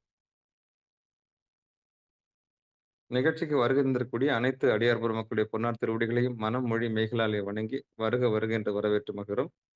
மிகச் சிறப்பாக ஆற்றிக் கொண்டிருந்தார்கள். அந்த வாழ்க அந்தணர் பதிகத்தில் உள்ள தோத்திர கருத்துக்களை ஒவ்வொரு பதிகத்திலும் உள்ள அந்த கருத்துக்களையும் அம்மா அவர்கள் மிகச் சிறப்பாக எடுத்து சொல்லிக் கொண்டிருந்தார்கள். அவருடைய இணையதளத்தில் ஏற்பட்டவோ அல்லது அவர்களுக்கு ஏதோ அழைப்பு வந்திருக்கும் காரணமாக வெளியே சென்றிருக்கலாம். திருச்சிற்றம்பலம். நமச்சிவாயவே ஞானம் கல்வியும், நமச்சிவாயவே நானறி விச்சையும், நமச்சிவாயவே நானவின்று ஏத்துமே, நமச்சிவாயவே நன்னெறி காட்டுமே. அந்த வகையில அம்மையாருடைய சொற்பொழிவு அற்புதமாக இருந்தது. எல்லோருக்கும் ஒரு ஆர்வத்தை தூண்டியது. அந்த 2 அரசனுடைய அந்த மருமகனை சிறைச்சேதம் செய்த பிறகு இந்த அம்மையார் என்ன செய்ய போகிறார்கள் என்ற கேள்வி இருந்தது. அதற்குள்ள மிகப்பெரிய தடை ஏற்பட்டிருக்கிறது. திருச்சிற்றம்பலம். இதே வாழ்க அந்தணர் உடைய திருப்பாசுரத்தில் உள்ள தோத்திர கருத்துக்கள் சொல்வது போல வருங்காலத்திலே திருப்பாசுரத்திற்கு அந்த வாழ்க அந்தணர் என்ற பதிகத்தில் உள்ள திருப்பாசுரத்திற்கு சாத்திர கருத்துக்களும் வருகிற தேதிகளிலே வழங்கப்படுகிறது. அந்த நிகழ்ச்சியை வழங்க இருப்பவர் சேலம் மாவட்டம் அதே ஆத்தூரில் வசிக்கக்கூடிய ஐயா ஸ்ரீதேவ் ஐயா அவர்கள் தான் வழங்க இருக்கிறார்கள். அதாவது இப்பொழுது வாழ்க அந்தணர் திருப்பாசுரத்தில் இருக்கக்கூடிய அந்த தோத்திர கருத்துக்கள் அம்மையார் அவர்கள் வழங்கிக் கொண்டிருந்தார்கள். அதில் இணையதளத்தில் ஏற்பட்ட சிக்கல் காரணமாக தற்போது வந்து விடுவார்கள். திருச்சிற்றம்பலம், தில்லையம்பலம். வருங்காலங்களிலே வாழ்க அந்தணர் என்கிற திருப்பாசுரத்தில் உள்ள இந்த சாத்திர கருத்துக்கள் என்கிற கருத்தின் தலைப்பில் கீழே ஐயா ஸ்ரீதேவி அவர்கள் வந்து உரையாற்ற இருக்கிறார்கள். அவர்களையும் வருக வருக என்று வரவேற்று மகிழ்கிறோம். அம்மையார் அவர்கள் வந்து விட்டார்கள் என்று நினைக்கின்றேன். திருச்சிற்றம்பலம், தில்லையம்பலம்.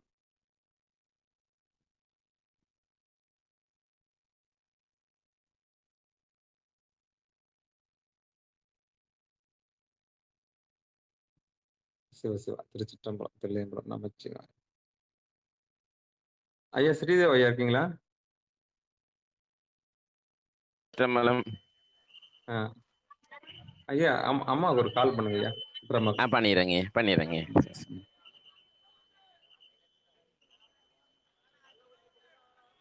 வாங்க கிருஷ்ணமூர்த்தி ஐயா வாங்க. வேலரசி அம்மா வாங்க. செண்பகவல்லி அம்மா வாங்க. ரொம்ப தாமதமா வந்திருக்காங்க நினைக்கிறேன் இவங்கெல்லாம். செல்வி அம்மா வாங்க.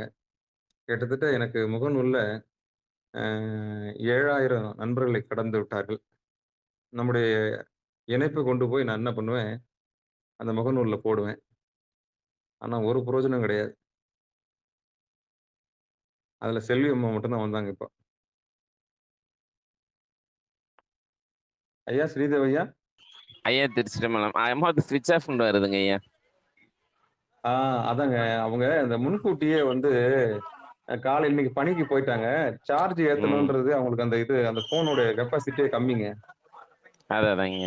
ஆ ஆமா. இப்போ அந்த வீட்ல இருந்தாங்கன்னா, மகனோட இருந்தாங்கன்னா, மகளுடைய ஃபோனு, மருமக ஃபோன் எடுத்துக்குவாங்க. ம். தனியா இருக்கிறதுனால இப்ப அவங்களுக்கு கொஞ்சம் சிரமம். சிவ சிவா திருச்சிற்றம்பலம், தில்லையம்பலம். சரி இதுதான் திருவருள் கருணைன்னு நம்ம எடுத்துக்குவோம். சிவ சிவா. மிக்க மகிழ்ச்சி. ஆமா, ஆமாங்க ஐயா. சார்ஜ் போயிட்டு இருக்குங்க ஐயா. அத வச்சிருப்பாங்க. அத ஒரு பக்கம் சொருவி வச்சுட்டு தான் அவங்க பேசுவாங்கன்னு நெனைக்கிறேன். அது கூட அந்த ஒயர் எட்டாதுன்றதுனால பேசுறதுக்கு இடம் இல்லாம இப்ப என்ன பண்ணுவாங்க, தவிச்சிட்டு இருப்பாங்க. ஆமா. இதுதான் நிலைமை. எனக்கு தெரியும். எப்பவுமே நிகழ்ச்சிக்கு 8 மணிக்கு நிகழ்ச்சின்னு சொன்னா, நானு சார்ஜ் போட்டு வச்சுக்கங்கம்மா அப்படின்னு சொல்லுவேன். ஐயா இது இந்த இதுக்கே வீடியோ கால்ல அவங்க வரல. முகத்த காமிக்க மாட்டேன்ட்டாங்க. காமிச்சிருந்தாங்கன்னா இன்னும் சார்ஜ் உடனே போயிட்டு இருக்கும். நல்ல வேளை இவ்வளவு தூரம் 1 மணி நேரம் ஆட்டுனது பெரிய விஷயம். அந்த வகையில இதனுடைய தொடர்ன்னு சொல்லிட்டு நான் நிகழ்ச்சிய முடிக்கிற வழி தான் நான் பார்க்கணும். இருந்தாலும் அன்பர் பெருமக்களுடைய வேண்டுகோள், ஏதாவது பேசணும்னு நினைச்சீங்கன்னா பேசலாம். சிவசிவா, திருச்சிற்றம்பலம், தில்லையம்பலம்.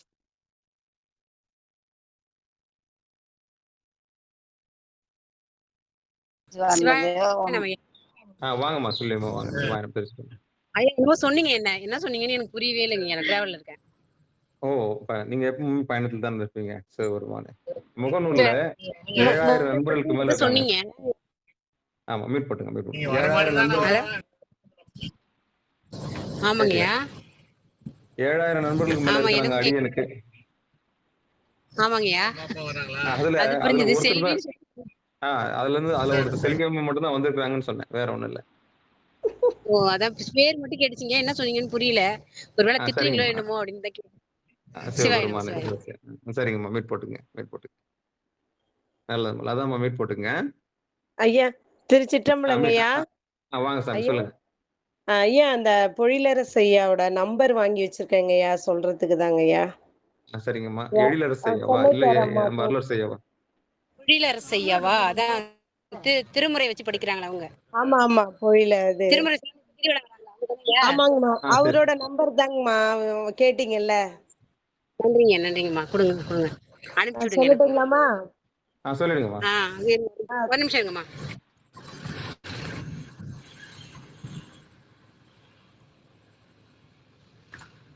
சொல்லுங்கம்மா. 94மா